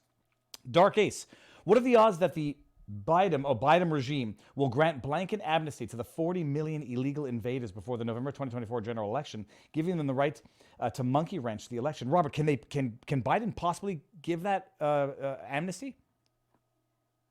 Yes. Ooh. Sportfish177 says, Barnes for Attorney General, Viva for Ambassador to Canada. Oh, Canada won't have me as an ambassador, but thank you. Sad Wings Raging. Just got done being juror number 12 on a murder 1 trial. Wasn't even murder at all. Manslaughter took 12 hours to get the other 11 to see that. Hung it for 12 hours. Very cool. Ian Bridges, can you comment on the anti-far-right protests going on in Germany? I find this narrative hard to believe. I don't know about it. I don't know if you do, Robert. Brilliant Trump judo move. Read January 6th. Nancy running it. He's still got it. Yeah, because he said, did he say Kamal? No, he said Nikki Haley instead of Nancy Pelosi. And then he's got everyone to say, oh, he's so senile. He mixed up Nancy Pelosi and Nikki Haley, but basically got the media to acknowledge that Nancy Pelosi was the one with the authority to call in the National Guard on January 6th. And then we got Jay Pearson, now a monthly supporter. Welcome to the club, good sir. All right, Robert, that was the excitement. Maria's question in the live chat at vivabarneslaw.locals.com. Why don't more attorneys speak out? It's because 90% of attorneys are in cahoots with this politicized agenda.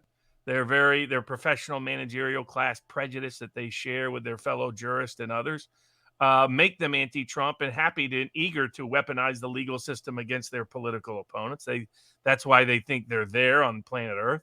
And of the 10% who are willing to stand up or don't approve, they're not willing to stand up.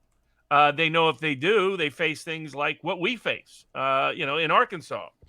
Sue Tyson Foods in Arkansas for violating people's religious rights. Talk about how the Nuremberg Code was designed to prevent medical testing against informed consent. And the federal judge is threatening the young lawyer and me with as many sanctions as he can for even suing. That's how corrupt the judicial process is. A judge, by the way, who was the former law partner of someone I discovered, my suspicions were correct. The law partner was the former personal consigliere to the Tyson family. An honest judge, which this judge is not, would have disqualified himself immediately from these proceedings. The depth and degree of his connections to Tyson goes on and on and on. So you understand why other lawyers in Fayetteville were scared to sue Tyson Foods in Fayetteville. And you wonder why lawyers don't stand up? Because they're threatened. Threatened with loss of license, threatened with sanctions, threatened with public community reputational damage. That's why. Our system is so corrupt, it defends and protects its own corruption and will not allow anyone to expose it without consequence to such a degree that it disincentivizes them from doing their professional obligation. Well, Robert, we went from excitement. I think people will find this exciting. I listened to the hearing while I was fishing. It was a very boring hearing. It's like listening to legal nerdlingers talk about, well, the Chevron decision they made deference to, and they name these decisions, and the hearing itself would have been very difficult for anyone without legal knowledge or interest to follow, because it was boring as hell. The decision itself, the question at law itself is very important. Chevron is up, or the Supreme Court precedent of Chevron is up at the Supreme Court now for reconsideration. Chevron, I'll oversimplify it, but you'll elaborate, is basically the deference to agencies to interpret the rules that they make for themselves, and the courts, what do they say in this hearing? They said they show humility. They're supposed to like defer to the authority of these expertise, of these administrative tribunals, these people who should interpret the rules that they make for themselves because Congress delegated that to them allegedly. And so that the Chevron deference is that which basically creates an administrative state where the agencies that make the rules interpret the rules, and what you have is something run amok to the point where, in this particular case, it's the East Coast fishery and the government requiring fishermen to have government agents on their boat to monitor their fishing habits. And whereas, they're supposed to be paid 2 to 3% of the catch, it ended up that they were like charging and expecting these fishermen to pay like 20% of the value of their catch to the federal government to monitor their conduct while fishing. And the question is whether or not it's an administrative state run amok, that they just basically they create their own rules, interpret their own rules, and it ends up breaking the back of the small players or even the bigger players who they govern. I listened to the hearing. The three women on the bench, you had Sotomayor, Kagan, and Jackson. Well, and you had Amy Coney Barrett, too. So I don't know which one I was listening to, but the three that I heard sounded intransigently in support of Chevron, saying basically, if we overturn Chevron, you're going to overturn however many Supreme Court decisions, 1,700 lower court decisions. It'll wreak havoc, to quote what's-his-face. And I don't think they have a snowball's chance in summer of succeeding in overturning Chevron, but I was admittedly like, this is not my wheelhouse of expertise. What's your take on it? What do you think is going to happen? And what did I miss in terms of my summary? So what we predicted was accurate, that, Democratic judges will continue to defend the administrative state. And for, the administrative state, when people talk about the deep state, it's the administrative state with national security and law enforcement and military influence. That's all that really means. The doctrine of the deep state derives from the doctrine of the dual state, which talked about the rise of the administrative state in the late 19th century by writers and commentators at The Economist, which was a very establishment pro-imperial UK publication. Saying, how do we have a government that doesn't respond to the people anymore in a so-called elected government? It's because they said this dual state, an administrative state, has risen that's immune from what the public want. You have a government that's outside of constitutional control, that's outside of the public's veto. And the legal doctrine that created this is the Supreme Court's 1984 case known as Chevron. And it said if agencies write rules interpreting the Congress's authority and then interpret both Congress's authority and interpret their own rules, that we, the courts, can't second guess it, that we have to defer to it. Chevron deference becoming the colloquial term. It's been primarily used to aggregate the power of the administrative state and allow the administrative state to usurp the legislative branch, usurp the judicial branch, and ignore the elected head of the executive branch. I mean, they are completely beyond political control, and they are way, way outside of control. And as Justice Gorsuch noted in the oral argument, this is overwhelmingly targeted at little people. Like what's happening with Amos Miller, like what's happening with Reuben King, like what's happening with the Amish generally, is they're using their regulatory, you have to have a permit to do something, power, to take away your ability to feed your own family, take away your ability to fish in your own waters, take away your ability to hunt in your own backyard, take away your ability to own your own guns because you didn't have a permit when you did activity A, B, C, D, or E. And that's how, and it's helping the powerful actors in collusion with them to corrupt our food supply, corrupt our fisheries, corrupt our entire system to where basically you have 80 to 90% of food in America controlled by 4 or 5 big corporations. You have medicine being forced on you that you don't want that turned out to be unsafe and ineffective. You have the inability to be able to purchase or sell a gun for your own self-defense or for your own collection because you didn't get the right permit from the government before you did it. That's the scary scale that we're getting to. Statism has failed over the last century, whether in the form of fascism, communism, or corporatism. And this, in the legal doctrine that it's predicated upon for almost 40 years in America is Chevron. The Supreme Court at least finally is reconsidering it.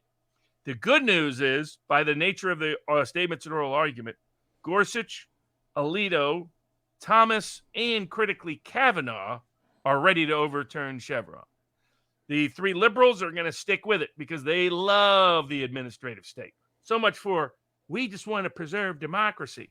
By democracy, they mean they're in power, not you ordinary people. That's how democracy means exclude our opponent from the ballot. Their definition of democracy ain't everybody else's definition of democracy. It ain't actual democracy by any objective truth. But these people live in the Orwellian world of their own creation.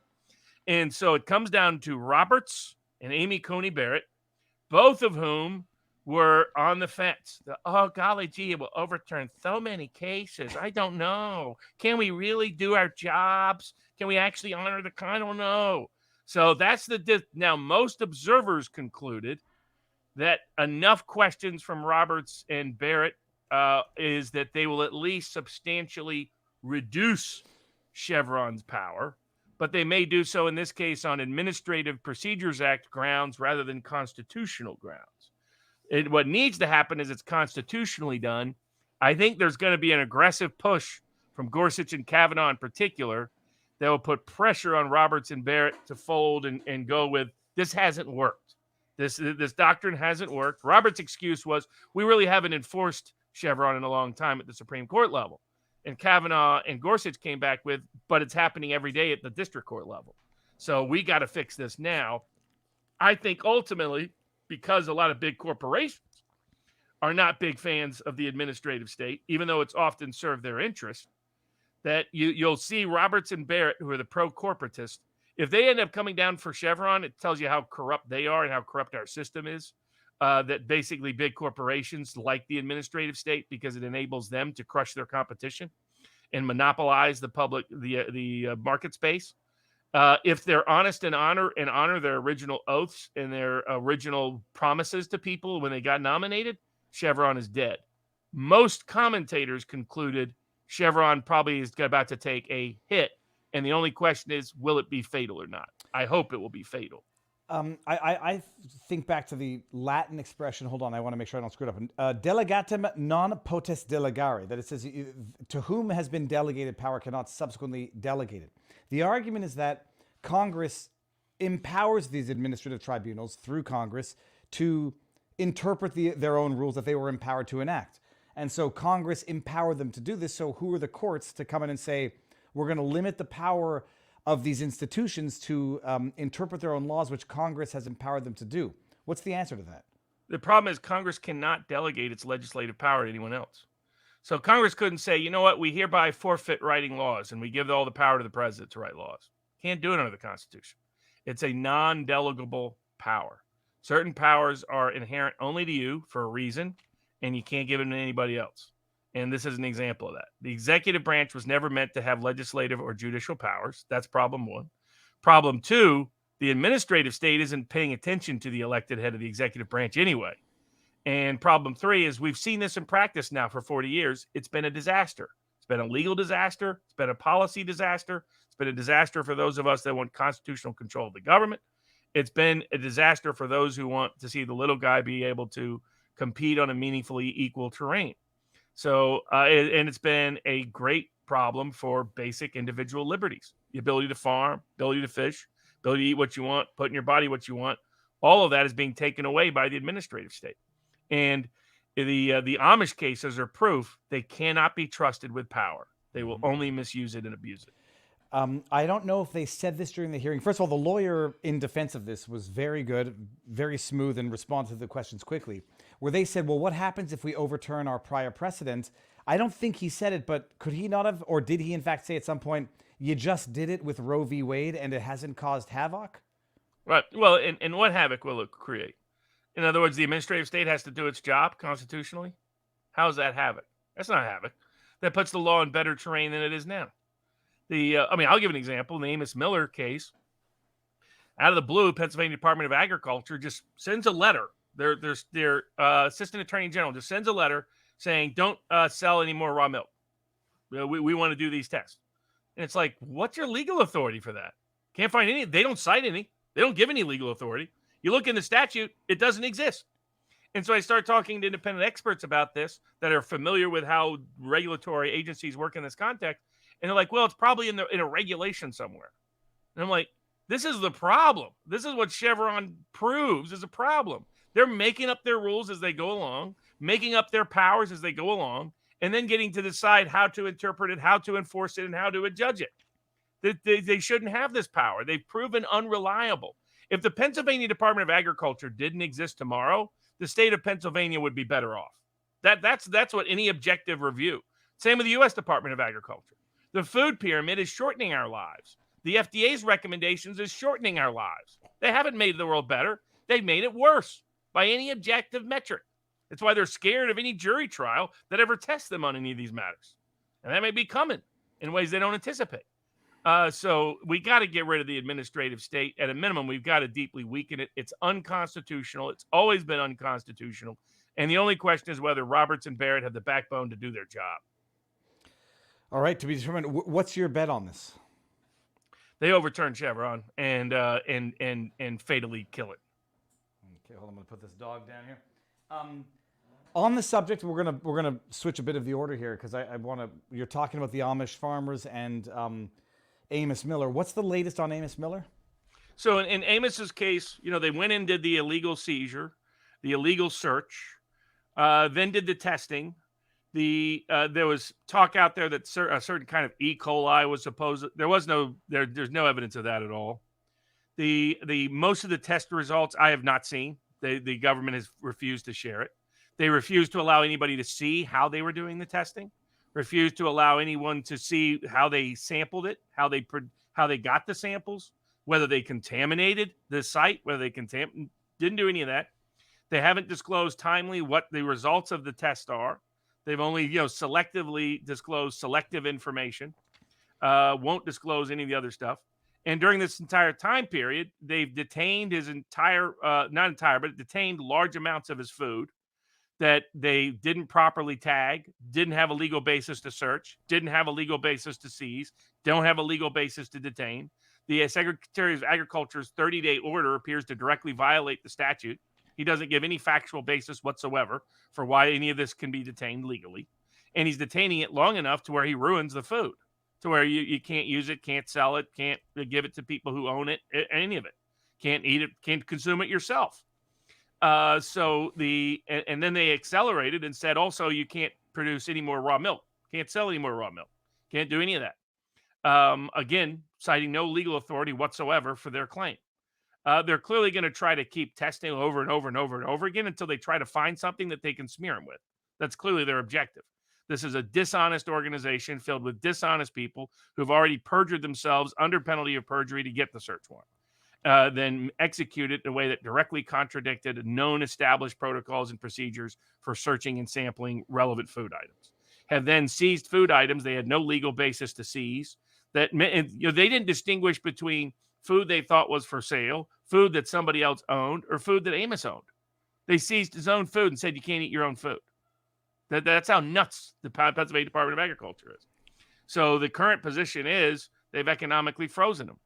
And so there's been a good fundraiser out there, Give, Send, Go, to support Amos Miller. Original goal was to raise $150,000. Some of that for legal fees, most of it for Amos Miller. And so some people had asked about that. That's the FYI. But we still have the Free America Law Center also helping support the legal action because my firm has had to prioritize this. We went from one level of work to a whole new level of work in a very fast basis, because there's almost no precedent for this being challenged in court. So if it has happened by regulatory agencies before, nobody's challenged it before. Nobody said, hold on a second, what the heck fire are you doing? You don't have this power. You don't have this authority. You never did. And they're used to smearing people publicly and threatening them with completely shutting them down, which is what they're currently threatening. So they're saying unless you get our permits and licenses, and we approve you to get our permits and licenses, and then allow us to do all the harassment that a permit and license gives you, you can't feed your own family. That's what the state of Pennsylvania is basically saying. So I'll be up there. We're meeting with legislators. We're meeting with others, political actors. Will be, demanding answers from the Pennsylvania Department of Agriculture. And there are members whose food was illegally frozen, searched, seized, and detained, who want to bring a legal action against the Pennsylvania Department of Agriculture because the Amish don't sue. Part of why they target the Amish. But these people are not Amish, and they need the food for their own health. So the whole thing with this is here you have a group of people who have informed consent, unlike almost every other thing you buy in America for food or medicine.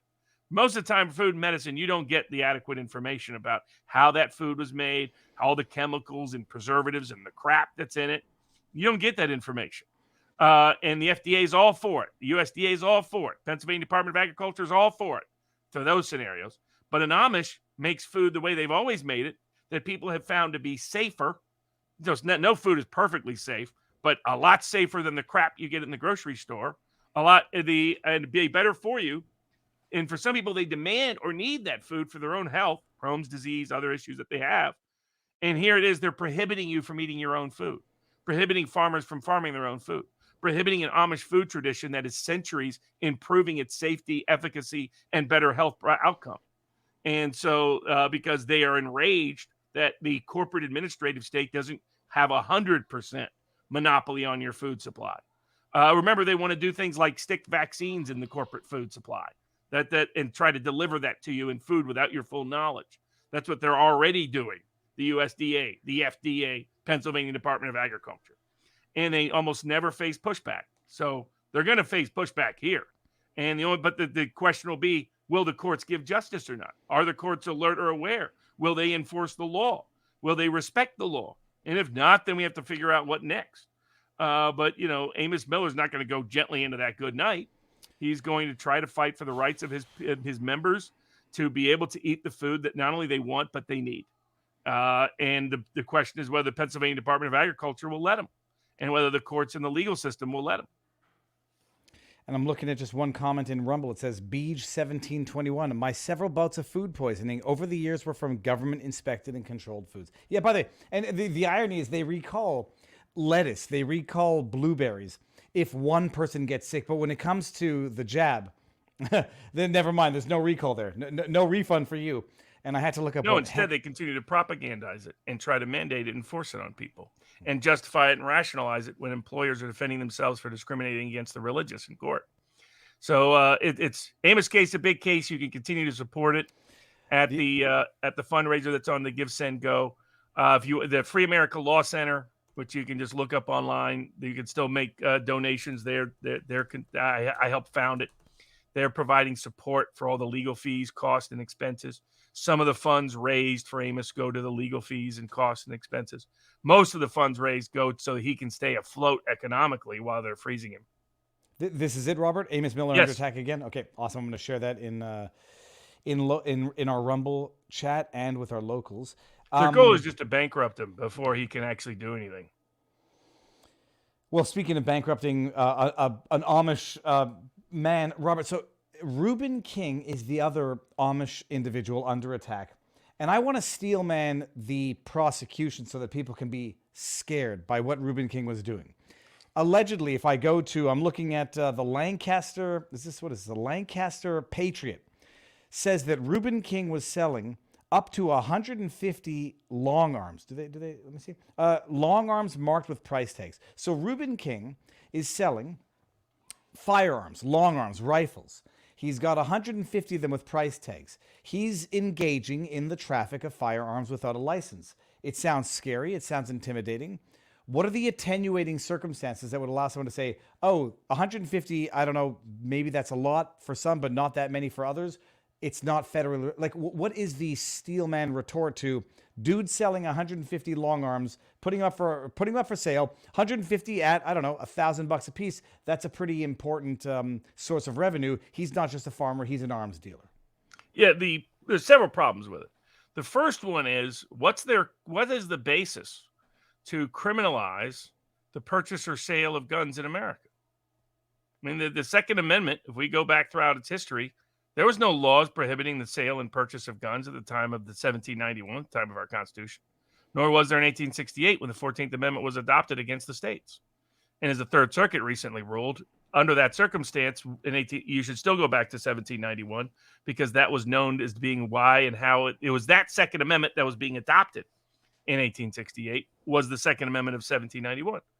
And under the Bruin decision, the question is there any historical predicate for this of the federal government requiring that prohibiting you from selling a gun or buying a gun without a permit, a federal license? There is none. Indeed, the federal government didn't regulate this at all until the late 20th century. So that's problem one, is the Second Amendment doesn't allow this. The second thing is what the facts really show. The facts really show an older Amish farmer, late 50s, who was collecting a bunch of interesting guns that he likes. He likes a big gun collection, occasionally exchanging them to increase and improve the value of his collection. That he's selling guns that are lawfully owned for lawful use purposes. There's no allegation that he ever sold them to anyone for criminal purposes, ever. So you look at the laws, when Congress passed these criminal laws, they did so on the grounds that even though I think it was still in violation of the Second Amendment, they said this won't touch the hair of a law-abiding person's head. Just like they said about the income tax. They said this won't tax the hair on a working man's head. How did that promise work out? But the big reason why that promise wasn't kept was because the courts didn't require it to be kept. But the criminal laws were written to deal with the merchant of death, the guy who the Biden administration just traded for a WNBA player to Russia. People who are selling massive amounts of weapons, particularly dangerous and explosive devices, to known criminals for a known criminal use. In other words, gangs, cartels, warlords, that's who Lord of War type people. That's who that's what Congress said the law was about. That's what the Sentencing Commission said that the law was about. In fact, Sentencing Commission said nobody would ever prosecute someone like a Reuben King. That will never happen. And if it does, we'll carve it out to make sure they're never sentenced with this little clause that now the government is completely ignoring. So the thing that should terrify people is they're saying you can't buy or sell guns. Even here's the other thing. The law says this only applies to people whose business or profession is selling guns. That's what the dealer clause says. It says it doesn't apply to people who are doing it for collection. Doesn't apply to people who are doing it for sporting purposes. Doesn't apply to people who are doing it as a hobby. But what happened here? Ignore all that. Their view is if Amos is, or in this case, if Reuben is putting an advertisement in a newspaper to sell any guns, and there's no evidence he ever marketed 100 guns. I mean, basically they have a gun here, a gun there, a gun here. And not just that, it's like 11 guns total that they have him ever marketing for sale. And not just that, I might have price tags on my fossils, just as a matter of fact. Just I'm not selling them, but if someone comes in, they might have a price tag on them. You might keep it for whatever. Okay, a range of reasons. Mm-hmm. So what happens is the ATF goes out to Reuben and says, we think maybe you need a license. And he goes, well, when would I need a license? And they said, well, if it's your business or profession. He goes, I'm a farmer. I farm every day. This is not my business. My business is my farm. It has always been my business is my farm. It's what I spend 12 to 14 hours a day working on. So he's like, okay, this doesn't apply. And then they send a letter to him. And they say, maybe you're obligated. They don't say for sure he's obligated. And then they send in some undercover people, say, well, you sell us a gun. He's like, sure. And bam, he's criminally indicted. You will not find an analogous case. I couldn't find one anywhere because he goes through a jury trial. His lawyers don't use some of the advice that we had provided, unfortunately. Get a bad jury. They convict him. And now he's facing sentencing. And what the feds want is 4 to 5 years in federal prison. The judge has already ordered the forfeit because what they did is when they went in, they seized every gun he ever had. Over 600 guns. He's now his entire life collection forfeited. And these aren't machine guns. These aren't Uzis. These aren't grenades. These aren't the kind of things you're thinking about. It's some old long long rifle that you would have used 100 years ago. It's that kind of thing. And the judge, I mean, we filed a big objection. Judge ignored the objection, forfeited everything. This judge has a reputation of being harsh and punitive at sentencing. He's facing an unprecedented prosecution, unprecedented sentence. You're talking about they're going to put this 56-year-old farmer, strip him from his family, strip him from his community, put him in federal prison, which has no means whatsoever to honor and recognize his religious beliefs, where he will invariably be harassed by both BOP personnel and other inmates because of his religious beliefs, where he cannot continue to honor and respect his religious beliefs on a daily basis, where he is subject to all kinds of risk because of the violence in federal prisons and the absence, the complete joke of medical care in federal prisons, for doing what? For thinking that he wasn't in the business of dealing firearms, because he wasn't. That's the reality of it. What is it? Not that this is the lesser of the problems, but what's the aggregate value of his firearm collection? It's got to be $500,000 or. I mean, yeah, it's defined, but under the statute, it says you can only fine somebody $5,000 for this. And he's being fined the equivalent of $500,000 or whatever the amount they stick on. I haven't seen the government's valuation yet on the total value of the forfeiture. $5,000 per gun, though. The $5,000 per offense, and we'll just. I'm joking. I don't think that's the case. Well, and that's why one of our challenges of the forfeiture is they didn't prove that these guns were being used for an unlawful purpose, because there's no proof that it was. They didn't prove that all these guns were for sale, ever. They didn't prove that these guns were involved in interstate commerce, which is a requirement for federal criminal prosecution under this statute. And in my view, this kind of forfeiture is an excessive fine because it's way disproportionate to the actual permitted statutory fine, while they're wanting to put him in federal prison for 5 years and badly hurt the Amish community that he's part of, that he's a critical, integral part of at a key time in his life and his family's life and his community's life. This is, and they want to use this as a template so that if you ever do anything without a government permit that then waives your rights against a whole bunch of things to allow them to do like the fishermen, literally be on your fishing boat and take 20% to harass you and harangue you and drive you out of business if you don't accommodate them, then this allows complete government control of your life. And it's not a coincidence they're targeting the Amish.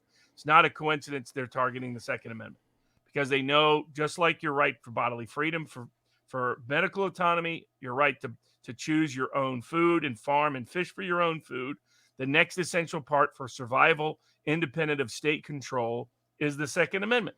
And they're trying to eviscerate it by the misuse and abuse of this criminal prosecution by a judge that appears to be very insensitive and unconcerned and punitive oriented as he approaches these kind of cases.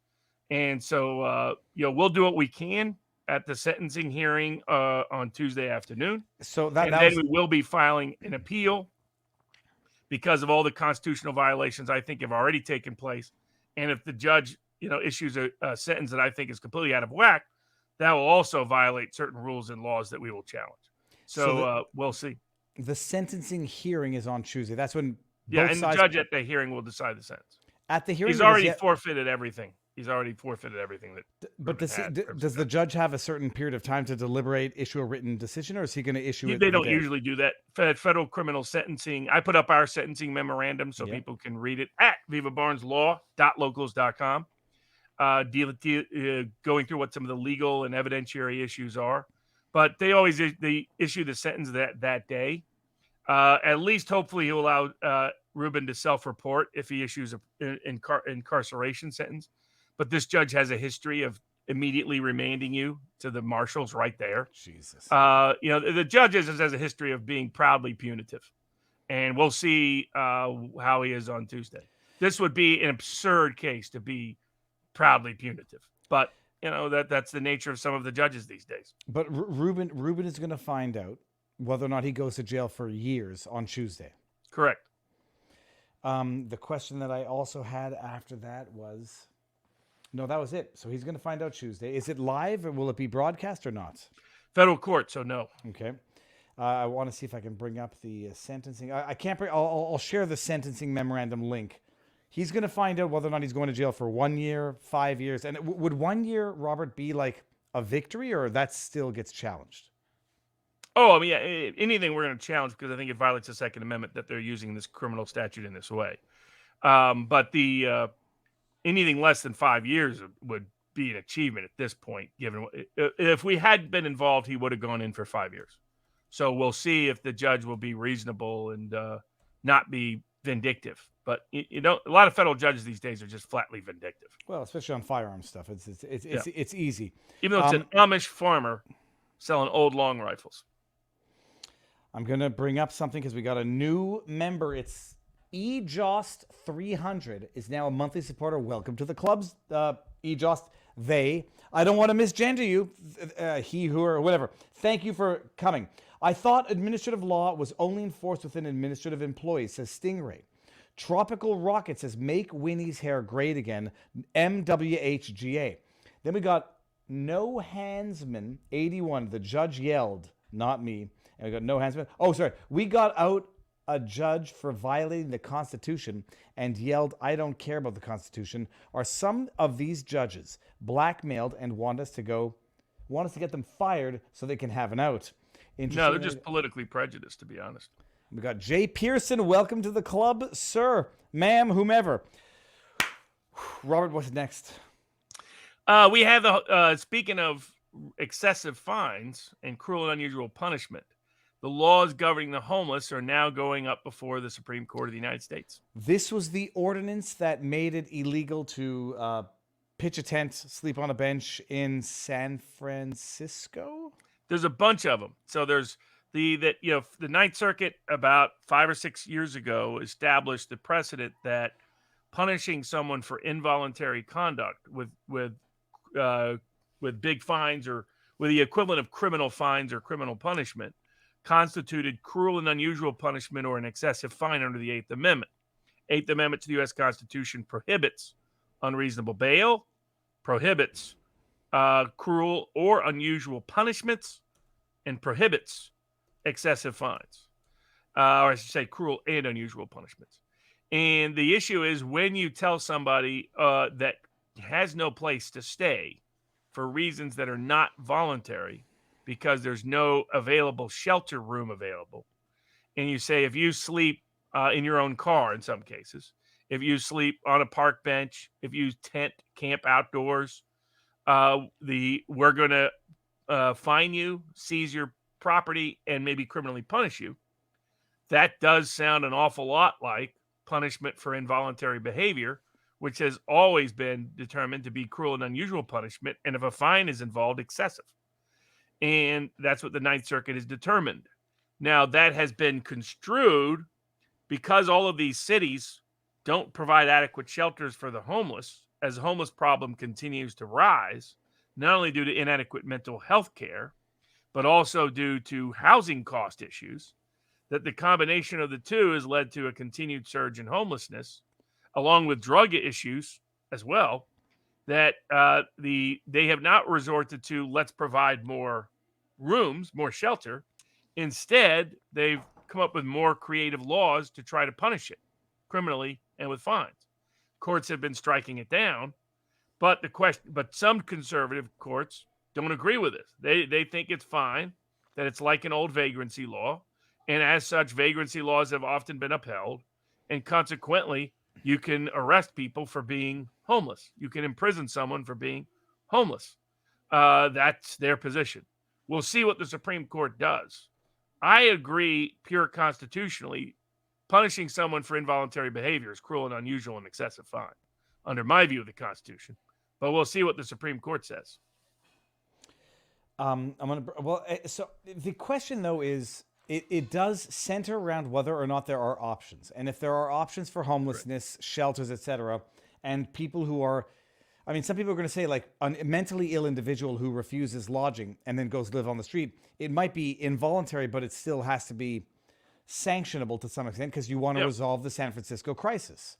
Correct. So the question is whether or not there's alternative means that the state is providing. And in those cases, when it's involuntary for mental illness, the criminal laws provide the remedy of that you're not guilty by reason of insanity, for which the usual remedy is mental health treatment. And so the real issue is homelessness continues to rise, and most of our governments have not had an adequate result to it.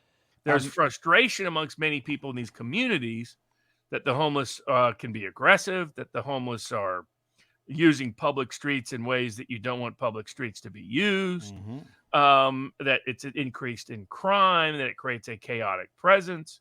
So I understand the social concern, but the answer is to provide meaningful shelter and deal with why is the housing problem a problem for that part of homelessness, rather than let's lock people up and let's give the government the power to lock you up for involuntary behavior, because you might think, oh, this is just about the homeless. It won't be. They'll come at every single other thing that they can. Suddenly they'll call protest without a permit a certain kind of vagrancy that now they can lock you up as long as they want.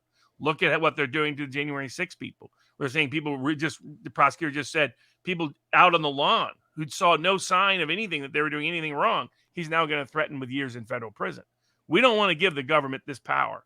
And while it's inconvenient and annoying to deal with the consequences of this for homelessness, it's a lot more inconvenient and annoying to give the state the power to take away our rights. While simultaneously, I forget where I saw the tweet, but it was basically saying people are exercising their First Amendment rights and blocking traffic. And someone said, that's not what... it's an interplay. It's a balance, and it's no question about it. Robert, hold on. There's one purple super chat that I just saw. Rumble rant. Cassiopeia. No rant. This is the highlight of my weekend. Booyah. Robert, speaking of highlights of weekends, I don't want to get into football because it was not the subject. Who's left in the playoffs? When is the Super Bowl? So Super Bowl's in February. The Baltimore will host the winner of the Buffalo-Kansas City game next week. I think both these games will be on Sunday. And San Francisco survived against Green Bay, and they will host the Detroit Lions. So 3 of the 4 are filled: San Francisco, Detroit, and Baltimore.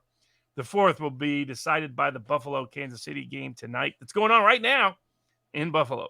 Well, sweet merciful goodness. What do we got? We got nearly 22,000 people watching, not football. I don't know who would go to Baltimore for any reason. I wouldn't go to Baltimore for the Super Bowl if someone gifted me a ticket, but I'm just as fearful. Oh, you know where the Super Bowl is this year? Miami? Las Vegas. Well, Robert, okay. Are you going to go? Maybe. We'll see. We'll definitely have on April 13th, Saturday, April 13th, we will be doing a special fundraiser for Free America Law Center that's helping out in the Reuben King case, the Amos Miller case, the Brooke Jackson case. Basically helps provide supplemental funding to the entire legal team that's involved in that, covering overhead costs, local counsel, all those things.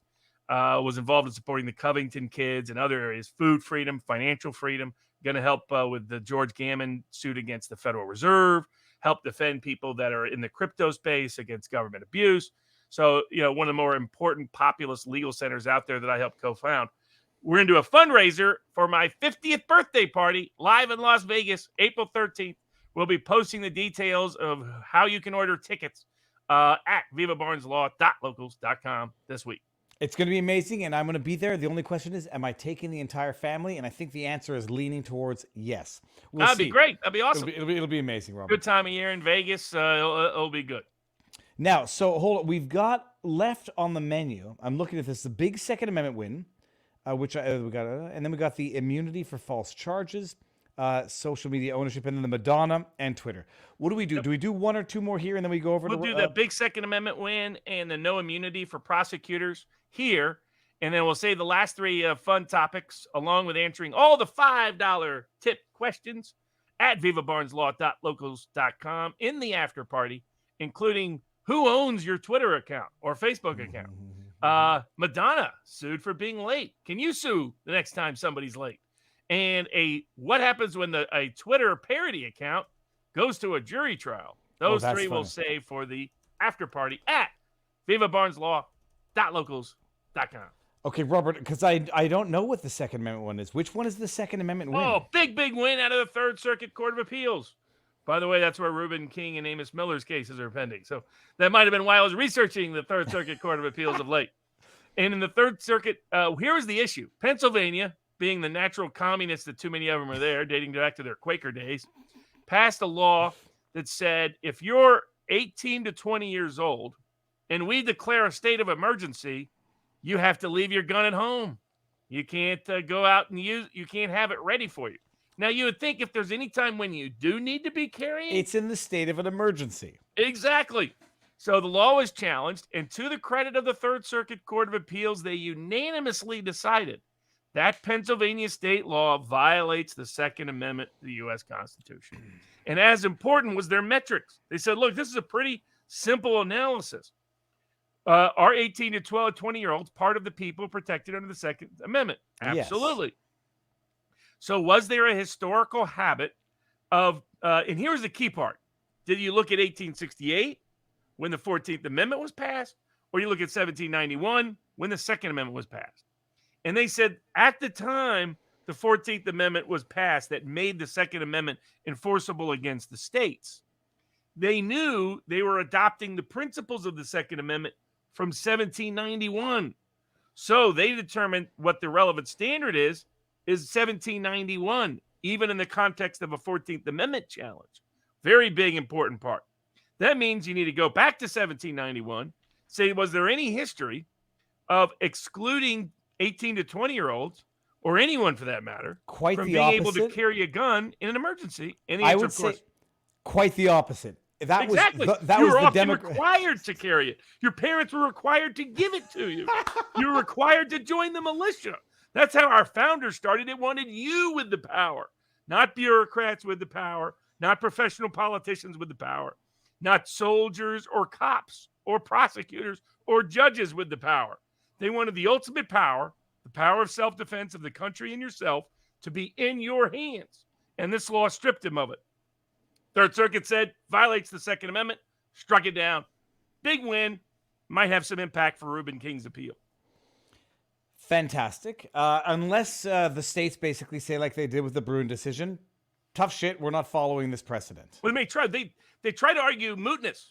They said, hey, judge, they've shrunk the emergency rules. One of the good laws that changed after COVID was the legislature went in and said, okay, no more 1 year emergency powers. You have emergency powers for like 21 days, and then we have to approve it or it's gone. Good rule. But they're like, hey, because of that, no worries. Court said this is the kind of thing capable of repetition, yet evading review, which is exactly what doesn't make it moot. It means it's capable that will happen again, but the appeals court won't have time to rule on it by the time it's dealt with because of the shortened duration of emergencies. And they pointed out Pennsylvania's got a long history of declaring emergencies all the time, which was a great point. They're like, this is a real high capability of repeating. So they refused to buy the state's argument this is limited to COVID. They're like, no, this is limited to states of emergency, and you people love your emergency powers. So by golly, we got to strike this down. Another key part of the ruling that's beneficial in other cases challenging these kind of laws. Compare that to Canada, where the courts basically say, yeah, we've rescinded or suspended the COVID laws that are being challenged, therefore no longer any issue to try. Mootness granted. It's outrageous. All right, the last one that we do here on Rumble is, let me just see here. Prosecutorial immunity. Yes. Not that I didn't do my homework on this one either, Robert, but refresh my memory. Another Third Circuit case, Pennsylvania. Prosecutors were sued. A man was convicted of murder, spent 13 years in prison, and then they figured out he was completely innocent, completely vindicated. He dug into his case, discovered that the prosecutors themselves had found some jailhouse rats to be snitches to make up stories. It's one of their favorite places of perjured testimony. By the way, this sounds already like Zachariah Anderson with his magical jailhouse snitch who said he was sleeping and he screaming how he did the murder. Zachariah Anderson, if anyone hasn't seen it, look it up, but I think we are familiar with it. Yeah, Wisconsin case. That's another innocent man that got railroaded. And the prosecutor said, hey, we're immune. We're immune, Judge. We're prosecutors. Can't sue us. The exception has always been that if prosecutors are doing prosecutorial things, they are immune. But if they're taking on functions outside of the courthouse that are not traditional prosecutorial tasks, such as becoming the police officers themselves as investigators, then they are not immune for doing that. A smart, corrupt prosecutor knows to work with a smart, corrupt cop and have the smart, corrupt cop do everything so the prosecutor can't ever be sued. But these prosecutors were so eager to convict this man, to railroad this innocent man, that they themselves were involved in finding the snitch and getting him to talk a certain way, which is often needed to be the case because snitches don't trust the cops to deliver on the benefits. You want me to lie about somebody? I want to be talking to the prosecutor to know I'm going to get covered on this. And so that's why the prosecutors were involved. They were essential to the railroading. And credit to the Federal Third Circuit Court of Appeals. They said, when you did that, you were no longer a lawyer in court. You were no longer a lawyer preparing for court. You were an investigator. And in that capacity, you're not immune and you can be sued. Very good ruling out of the Third Circuit Court of Appeals. No, it's amazing. I'm sharing the link with Zachariah Anderson's brother, so that everybody should watch that, because it's amazing. We're so eager to get a conviction, you'll bend the rules, you'll do whatever. And they say, well, we're just doing our jobs. Your job was never to falsify evidence. Your job was never to frame an innocent person or ignore exculpatory evidence. But it gets interpreted, restrictively. Okay, good. I guess it's a small victory for somebody. But meanwhile, how many years did he spend in jail, Robert? 13. Yep, lucky 13. Okay, I'm sure he'll heal from that bullshit. Okay, sorry. And then the last one is... Oh, well, the next three are for the after party. Social media ownership, Madonna, Twitter parody trial, and answering all the $5 questions. So here's what we're doing right now, people. I'm going to send... let me get the link here. We're going to end this on Rumble. I got to go over to Rumble. I got to give everyone the link. Link to Locals. It's all in caps. Come on over. We're going to end this. Robert, what do you have this week for where people can find you and what people can expect? I'll be on the road. So Dude, you gotta get on not going to be anywhere this week. Red Eye I may try to do a bourbon with Barnes, but it probably won't be until Thursday. At vivabarneslaw.locals.com, because Monday, Tuesday, Wednesday, all pretty stacked and packed. I will try to make up for your absence on vivabarneslaw.locals.com. And I'll be live all week. I'll be live compulsively, so just stay tuned, people. We are ending on Rumble, going over to vivabarneslaw.locals.com. Madonna late for a show, 2 hours late. I have questions. And then the other one was, the Twitter parody is kind of when kind you of own hilarious. your own social media account.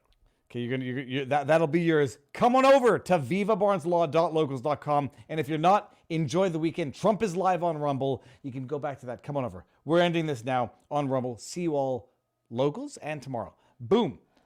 Robert. Okay, I'm gonna go through. I'm gonna get the. Oh gosh, look at all this. Gotta go tipped. I gotta go back up. Scroll up. Okay, we got Madam Corbin. $5. Barnes, what violations other than informed consent can be made for hospital workers in Denver who decided proactively to take the new Ebola vaccine that says within warnings may result in over 30% shedding? FYI, the new biolab in Denver doing gain-of-function Ebola and other deadly... Jesus, Robert, what can they do? It would need to look at more facts. I mean, there has to be an injury. So at some point, there has to be an injury for there to be a claim. Susie C., $5 says, thank you, Viva and Robert Barnes, and may the Lord protect always. I will protect you always. I'll take that protection, that wish for protection. Susie C., Robert Barnes, can Trump win help mitigate? Oh, can a Trump win help mitigate what is happening to the Amish? I think the answer is yes. Yep. Mandalici, why does one have to have a permit for basic and God-given rights to live in the modern world? The Amish don't live in the modern world type and shouldn't have to. Netches, $5 says, win in the court of public opinion. Hold on, I'm going to bring that up. That's a Massey tweet, so I'm going to bring that up afterwards and share that loud and proud. I'm going to get back to the window here. Then we got Kimbach. No, you're not a fan, but in the X Space tonight, Gorka claimed that he knows that VP pick is locked down. Claims that as a politician, a man active... The guy Zeldin out of New York. My guess is Gates. Okay. He's everywhere on the ground, New Hampshire. It looks like Vivek has been shortlisted out, so I might lose my prediction there. But what can you do? You can't bat 100 all the time. Then we got JST won $5. I just saw an email with a heading showing your face next to Robert Malone's. It was from VSRF. Do you associate with Malone, and what are your thoughts? I don't know who this is to, me or Robert. What's VSRF? Oh, Vaccine Safety Research Foundation, founded by Steve Kirsch. So this does is you, great Robert. work. Kirsch does great work. Robert Malone does great work. Peter McCullough does great work. I know there's some people that take pot shots at them, in my view, very counterproductively and unnecessarily within the health space. Alex Berenson is still, in my view, a ex-CIA sponsored writer. Is my take on him. My take, he was covering the CIA, then all of a sudden he's writing books that sound like CIA spook books. So he has loved to gatekeep all along. Was very, bashed Alex Jones, supported the lawsuits against Alex Jones, has bashed Robert Malone, has bashed Steve Kirsch, has bashed Brett Weinstein now, because only he, the great Alex Berenson, can be the source of any information or intel. By the way, Berenson was pimping the Ukraine war. Gives you an idea for who that guy is. Every other week or so, he threatens to sue me. It's like, fine, you're just going to write me a check. I'll expose him for who he really is. Don't take Alex Berenson's word for any of it. Did he do some useful things criticizing the COVID vaccine and COVID protocols? Yes. Is he otherwise trustworthy and reliable? No. Well, he's also illogical, because he recently put out an article that said, yeah, the vaccine causes death. It causes death. It has all sorts of nasty side effects, but there's no excess mortality. And I'm like, dude, something that's been administered to, I don't know, what do we have now, like 3 billion people?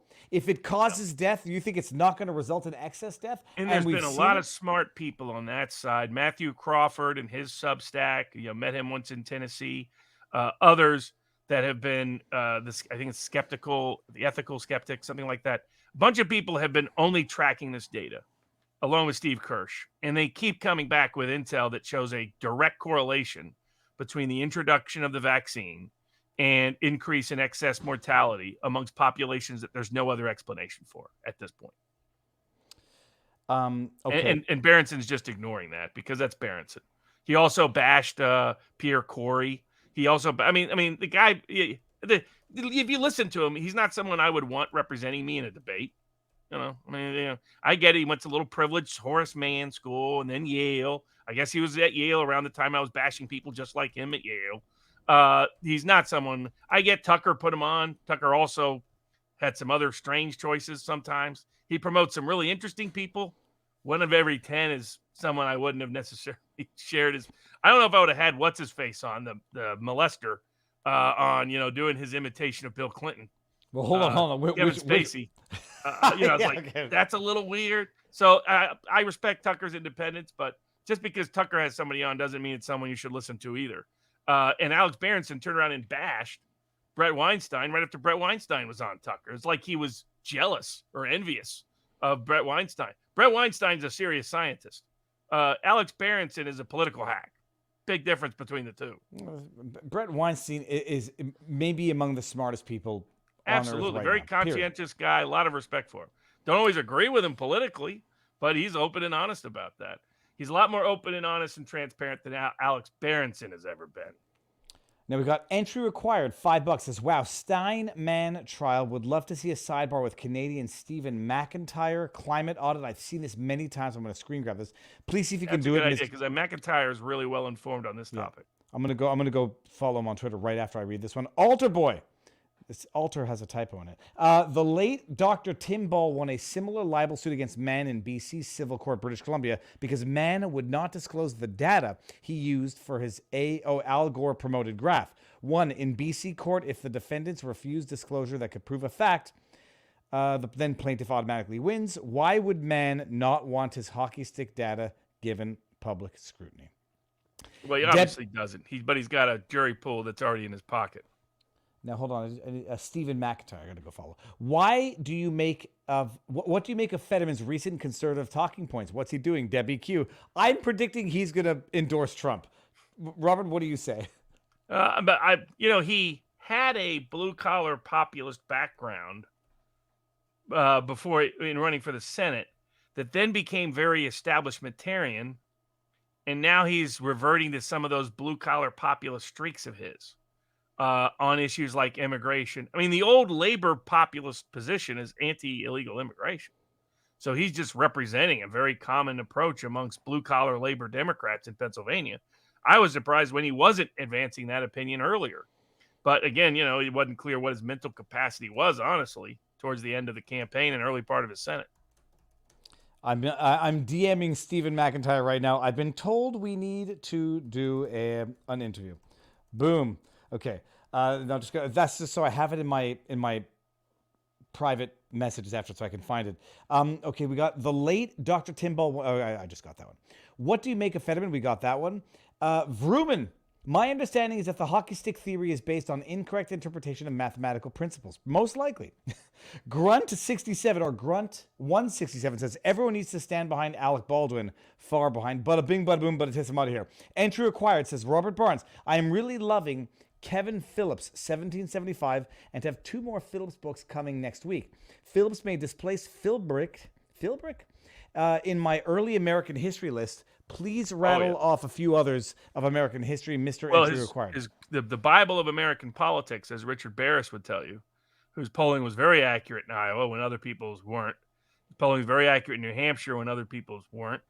It looks like we're going to make some profitable bets. All the people that took my short DeSantis bet from a year ago, but accelerated over the last couple of months, all cashed in today. Cha-ching, cha-ching, cha-ching.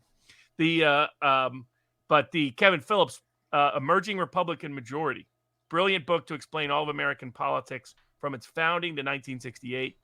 Politics of Rich and Poor, good to describe the kind of divide between the populist and corporatist right during the Reagan era. Arrogant Capital, good explanation for the Perot rise and what was happening in the early 90s in American politics and the problem of trade that he foresaw being a major issue, along with all of his 1775 American Revolution books, which are fantastic history books. The best political analyst in American history, by far, Kevin Phillips. Now we got Geg, $5, says, did you see E. Jean Carroll's story about the sexy rape in Bergendorf is identical to an episode of Law & Order, SV, a Special Victims Unit? She claims utter coincidence. I agree this case and any others are wrecking any confidence in the American legal system. Oh, we've talked about that at length. That is from Geg. Until is empty. Welcome back. SCOTUS holding the future of America in their hands, currently hanging out in the dreaded unwilling and unable management quadrant. Then we got willing and able, unwilling and able, willing and unable, unwilling and unable. It's a 4-quadrant thing. We got Victor Cardone. Great show, guys. Please comment on the possibility Baldwin was set up all along. Set up in what way? He pulled the freaking trigger. That's the bottom line. There was negligence elsewhere, and other people might belong in jail as well, but he pointed the gun, he pulled the trigger, period. S Red Dallas 94, $5. I think we need to mandate video recording of all judicial proceedings. Everyone agrees. With the recording being public domain, available for free on request. It should be available, period. Doug Ryland, $5. What do you know about the No Labels Party? I understand that the Never Trumpers have a candidate in the wings that they will roll out under this party if Haley doesn't do well in New Hampshire, South Carolina. Robert, I've never heard of this. The No Labels Party is, West Virginia Senator Manchin is who they're looking at. They're an elite establishment group, and they're trying to decide whether they're promoting a third-party candidacy would help or hurt Trump. So that's who that is, and it's basically a stalking horse for Manchin. But Manchin won't run if he thinks he won't get anywhere. We got It's Just an Analogy. $5 says, I find it difficult to take someone seriously, claims like E. Jean Carroll, who spent time with Hunter S. Thompson and wrote a book. No offense to Hunter. Yeah, absolutely. Hey, did you see Jill Biden's speech recently at the local high school? No. Hunter, hi. Shut up, Robert. I'm serious. In fact, you figured there's got to be some saboteur in the campaign. That was the thing underneath her speech. It has her talking. It has a big sign that says Hunter, hi. I'm gonna find that when you talk about one of the 3 remaining subjects that I don't know about. Holy crap. Tim Good, $5 says, is the fundraising for Amos going successfully? It looks like it is, I think, by the numbers. Yes, it's great that people continue to support him. Minta says, do they shut down Walmart when they sell bad lettuce? Yeah, my No. Amos Miller meat is delicious, she says. Altar Boy, did Rubin have a lawyer? How did he get convicted? Can this be appealed? We've talked about Yeah, this. So I think a lawyer, at least all I could say is I haven't read all the transcripts. We did, Barris, we did, I mean, I did my work for free for him. We did, and Barris basically worked for free for him. Just paid the cost of the data analysis, of the gathering the data. We figured out exactly what his chances were of an impartial jury in the Philly area and how to highlight him. And then his lawyers never responded to me ever. Never, I don't know if it doesn't appear to me they ever used the information or intel at all. So I don't think they did a very good job. It's not easy to win with a Philly jury pool on gun issues because there's about half the jury pool that's ready to lynch you no matter what, just hearing the allegation. So I think that's where they made a mistake. And I think the judge is unduly hostile, in my opinion. So I don't think judge did him any favors either. I don't think the prosecutors are super gung-ho on this case. I mean, they should be asking themselves, I'm a federal prosecutor. We got major gun runners all across America causing major harm. And I'm prosecuting the old Amish guy? They should feel like idiots. All right, I'm just sending a DM to somebody, putting a little more pressure for an interview. Okay, we got Ali Michael says, is there any way to remove these dishonest judges from the bench like impeachment? We've talked about it, impeachment or vote them out if they're elected. Impeachment is, yes, and remove immunity and change how they're appointed, but mostly just take away power from judges. Give it to juries, give it to ordinary people, establish it as take it away from bureaucracy, Yeah, but the problem take is it away from judiciary. You give it to the juries, and then you get like what you get out of New York with the juries. Well, you still have a risk of it, but it's better than having a decision solely done by a judge. You saw in the New York case, right, when they gave him a jury, they at least recognized how insane her allegations were, so they said no to the assault rape charge. Well, I mean, they should have gone further, but it shows you the judge wouldn't have. The judge would have found him guilty of all of it. And so that they could have brandied him a rapist all across the political sphere. Yeah, but I want to pull up with the judge afterward. Yes, Trump was found guilty to have. Look at this shit. But there's certain things that are individual rights that shouldn't be subject to any jury. And that's the other remedy. Take it away from bureaucracies, take it away from the judiciary, give it to ordinary people whenever possible. Look at this. And when there's a dispute, a real dispute, then you can have the juries decide that dispute rather than judges. But mostly take away the ability to sue over most things that aren't really disputes, that are really, the bureaucracy wants to take away your rights. Nobody's ever sued Reuben King. Nobody's ever sued Amos Miller. It's only the government that's harassed both of them. I'm gonna go. I'm saving that article from the Washington Post. I might have to destroy that tomorrow. We got Rocco Horace says, Barnes, are there any current organizations, movements focus on repealing ag-gag legislation in the states that have them? Is there political will? Yeah, it's going to. I mean, Free America Law Center is supporting all those acts for food freedom, financial freedom, medical freedom, political freedom. On election cases coming up in the spring and the summer, Free America Law Center is going to be part of its cause. Same with food freedom in every capacity, including the ag-gag laws, right to farm laws, bodily autonomy laws, right to eat what you want laws. Informed consent is the future predicate for food decisions in America. Same with medical decisions, financial, all that. Free America Law Center is going to be the only organization, honestly, that's really focused on those issues, that will be providing support to my firm and other firms that help out in that process. Okay, interesting. And we got Pasha Moyer. Happy 5th birthday to Miss Dot. There's a dog with a hat on. My super chat was one of those you missed. I'm miffed. Sorry about it, Pasha Moyer, but this one counts to replace it. I'm happy to donate a bit more. Here you go, you guys rock. I took Pudge and Winston to a dog run down the street. Pudge. So I'm making sure her vajayjay doesn't rub on the dirt. And I ran into a fan. If you're watching, nice to meet you. I've got like 2 dogs in the dog run, and I meet someone who's like, I think I know you from the interwebs. Cliff Norman, $5 says, what is the end game for Nikki? Money? ETA on decisions on Chevron. Okay, what's the end game for Nikki, Robert? Nikki Haley's running to help Boeing and the defense industry and all the Trump haters, including a lot of Democrats. So she's going to get paid off no matter what. So she'll stay in as long as they want to write her checks to stay in, and write her checks, promising writing her checks afterwards. If you want to understand the Mann versus Stein lawsuit, this 35-minute speech by Mark Stein is a great place to start. Also, the A Disgrace to Profession, also by Mark Stein, is amazing. That's from Bobby84094.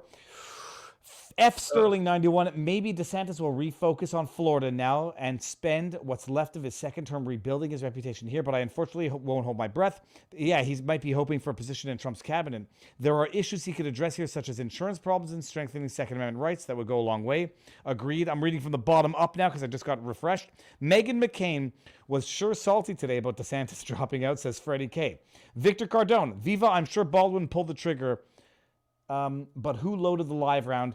They were plinking. They were planking on the street. We know what they were doing there. A lot of negligence and contributed to this, but bottom line, he pulled the trigger. And I think he pulled it because he wanted to scare the biatch who was telling him how to do his job. And a director of photography has no business addressing the holy Alec Baldwins. Bayunola, $5. On America First News, they were talking about VP options. All of them said Trump will pick a woman. And they were saying Huckabee Sanders would be a great option. Thoughts? I say no. Robert? She wouldn't be bad. I think she's okay. If she wants to prove her bona fides, take on Tyson Foods and Walmart in Arkansas. Until she does, I'm going to see her as a mediocre governor. Patrick 19 says, how do we survive a country with a generation of leftist commie judges in control of the judiciary to engage lawfare? How do we do it? Reduce the power of judges, period. What's your take on Linda Fairstein and the Central Park Five? Do you think they were innocent, says Urban Femme? Most of the evidence I saw at the time led me to believe likely innocent. And then we got last one before we get into our three things. Quendlar, $5. Is any progress on the larger shirts in the merch store, specifically Forex? I haven't seen that. Screen grabbing, and I will text our merch man. Robert, let me do the first two that I know of the last three subjects. Madonna's getting sued for starting a show 2 hours late. The only thing I couldn't determine was whether or not there was an intro show that entertained the crowd for 2 hours, or whether or not they're sitting there like a bunch of dumbasses. She was supposed to go on at 8:30 herself. So she gets on at 10:30. Because it was a midweek show. It was a Wednesday night show. So the story is that she's been starting her... First of all, Madonna should not be doing shows. It's not that I'm an ageist. She should not be doing what she's doing. It doesn't look right. But set that aside. That's my personal belief. She's still on tour, doing her thing, starting her shows consistently 2.5 hours late, ending the shows by extension 2.5 hours late. She's not cutting the shows short. She's just starting at 10, ending at 1 instead of starting at 8, ending at 11. People are complaining. There's no public transport to get home. Whatever. They've sued in a class action proposal. Was it class action or no? Yeah, I think so. And that's the only way there's any value to the suit, because basically their expense is, some extra transportation cost and emotional inconvenience. I'm just reading I didn't read the lawsuit. I really don't care to, but I'm reading the reviews. My initial response is, it's in the small print. Show might start at give or take. So they're going to be... That's what I assume. But I didn't see it referenced, but you would assume that was the case. I would assume that's the case. And even if it weren't, it's a reasonable expectation. You do not get to start at the time of announced on the ticket. This is stupid. This is a stupid lawsuit, is it not? It's a marginal suit. It's definitely a marginal suit. Depending on what the ticket says. Yeah. Well, if by the way, just out there, everybody, if you do not have on your sales ticket, we reserve the right to start at give or take and no liability for starting late. Impossible. That's not already done. Madonna should not be doing what she's doing, period. That's the moral of the story. Second one. The parody. So this is hilarious. And I'm curious as to how it's going to end up because it's going to jury trial now. So a pro-tenant supporting tenants against expulsion has a long-running battle with a lawyer whose entire practice is based on evicting the tenants from lodging, and they hate each other. It's either the names are actually confusingly similar. Reading the lawsuit, the bottom line is you have two lawyers going at it. One lawyer evicts tenants, the other one defends tenants. The one who defends tenants might have been taking their online social media battle to the next level, creating a fake account, clearly parody in my view. Like it says, not the guy. It says, not the guy. So just make sure we understand that. And puts out shit posting. Well, I didn't see anything disclosing private information of the allegations in the suit, but maybe there were. Yeah, that was in there too. They disclosed his home address, family members, and personal phone number. That's a problem that I will have great difficulty defending, but that goes beyond the parody aspect. That goes to the disclosure of private information. And so the lawyer whose job it is to evict sued the parody account lawyer who set up the Twitter account, whose job it is to defend, and they're taken as a trial. What is it? But the disclosure of that type of information, so people are going to say that's not doxing because it's publicly available. Right. And doxing hasn't been actionable before, but they're allowing it to go forward here. So that's one of the interesting reasons. They're allowing a parody, a self-identified parody account to be sued for libel, which is unique. And they're allowing doxing to be actionable grounds for invasion of privacy, which is unique. So that's why the case is one of those, it's a fun, interesting little crazy case between two over-the-top personalities in terms of the law. The substantive legal action that precedent it could be set, like we have a suit for Owen Schroyer against the account that was not really parodying him. It was pretending to be him and causing severe damage. But this case provides additional precedent for that person paying remedy. And, as I said in the Covington kids cases, doxing hasn't yet been established as a legal right to sue. This case appears to starting to establish that as a legal right to sue, as an invasion of privacy, even though done under a parody account. So from a legal perspective, aside from the crazy drama, that will be the other interesting aspect to watch. Okay, it's interesting. We will follow up on this to see what the verdict is. But they've gone to, because what happened? It got dismissed. Sorry, a slap motion to dismiss was dismissed itself. And they said, no, this is not, this is beyond the bounds of freedom of speech and beyond the bounds they said personal, making statements that are personal, even if in the form of parody, about someone who's only a marginal public figure, is not public speech, which was interesting. That too will be something to watch and monitor. All right, now, the last one, Robert, well, hold on. Before we get to the last one, let me just read a few more. I see a few more chats came in. Crash 105.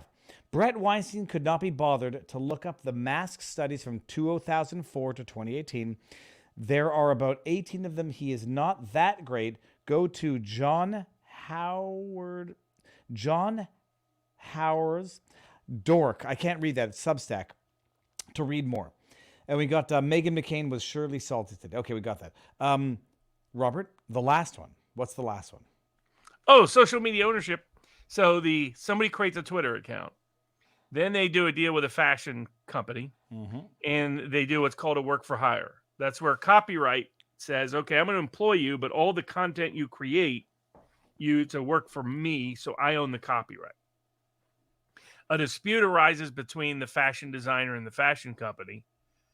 They separate. The fashion company sues the fashion designer, saying, what's part of the content that we consider ours is your accounts themselves, not just the content on those accounts, because we were managing them, we were directing them, so on and so forth. And the district court says, yeah, social media is a unique world, that social media account's really a copyright work for hire, so the company owns it. The Second Circuit comes in and says, nah, the ownership of property is just property. A social media account is like any other property. It's not a copyright, it's property. And as property, if you owned it going in, the only way you can not own it now is if you transferred ownership legally. And it doesn't matter if somebody else was managing it, doesn't matter if the content on that account is owned by somebody else. The account itself you own until you sell it. So it was an interesting case for impacting how we see property rights in the social media world. All right, I'm going to read these here. We got Tina Marie 7869. I know I've seen your name before, Tina. Nice to see you again. Robert, have you had the progress with the Tyson Foods lawsuit? I think we talked about it. But yeah, we have several have reached successful settlement. Several are in discovery. Several at the summary judgment stage. Several are on deck for trial. Only the Arkansas judge was the only one. The one that's in Fayetteville is the only judge to dismiss, and he's the one threatening sanctions and everything else. We refiled the state law claim in state court, and we're appealing his ruling to the 8th Circuit Court of Appeals, where frankly he should be overturned. All right, we got last one because you got to get going, Robert. Sadaka says, Barnes, what are your thoughts on qualifying immunity for police? What would you do for police reform and the lack of legal ignorance? I'm not for any immunity for any politician outside of presidential immunity from prosecutorial harassment. That's it. That is it, Robert. Okay, Godspeed. Enjoy your red eye. I wish that not on my worst enemy. The idea of getting on a fucking plane and you're not gonna sleep. You're gonna get to where you're gonna be tomorrow.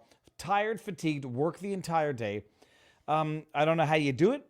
I admire your tenacity, but I'm not jealous of what you have to do. So, with that said, everybody who's watching, I will be live all week, and I'll try to make up for Barnes whatever is lacking, whatever he misses from the Bourbon with Barnes. Not that anybody wants to see vodka with Viva, but that could be good. Robert, stick around. We'll say our proper goodbyes. Everyone out there, stay tuned. I will be live throughout the week. That's it. Peace out, people.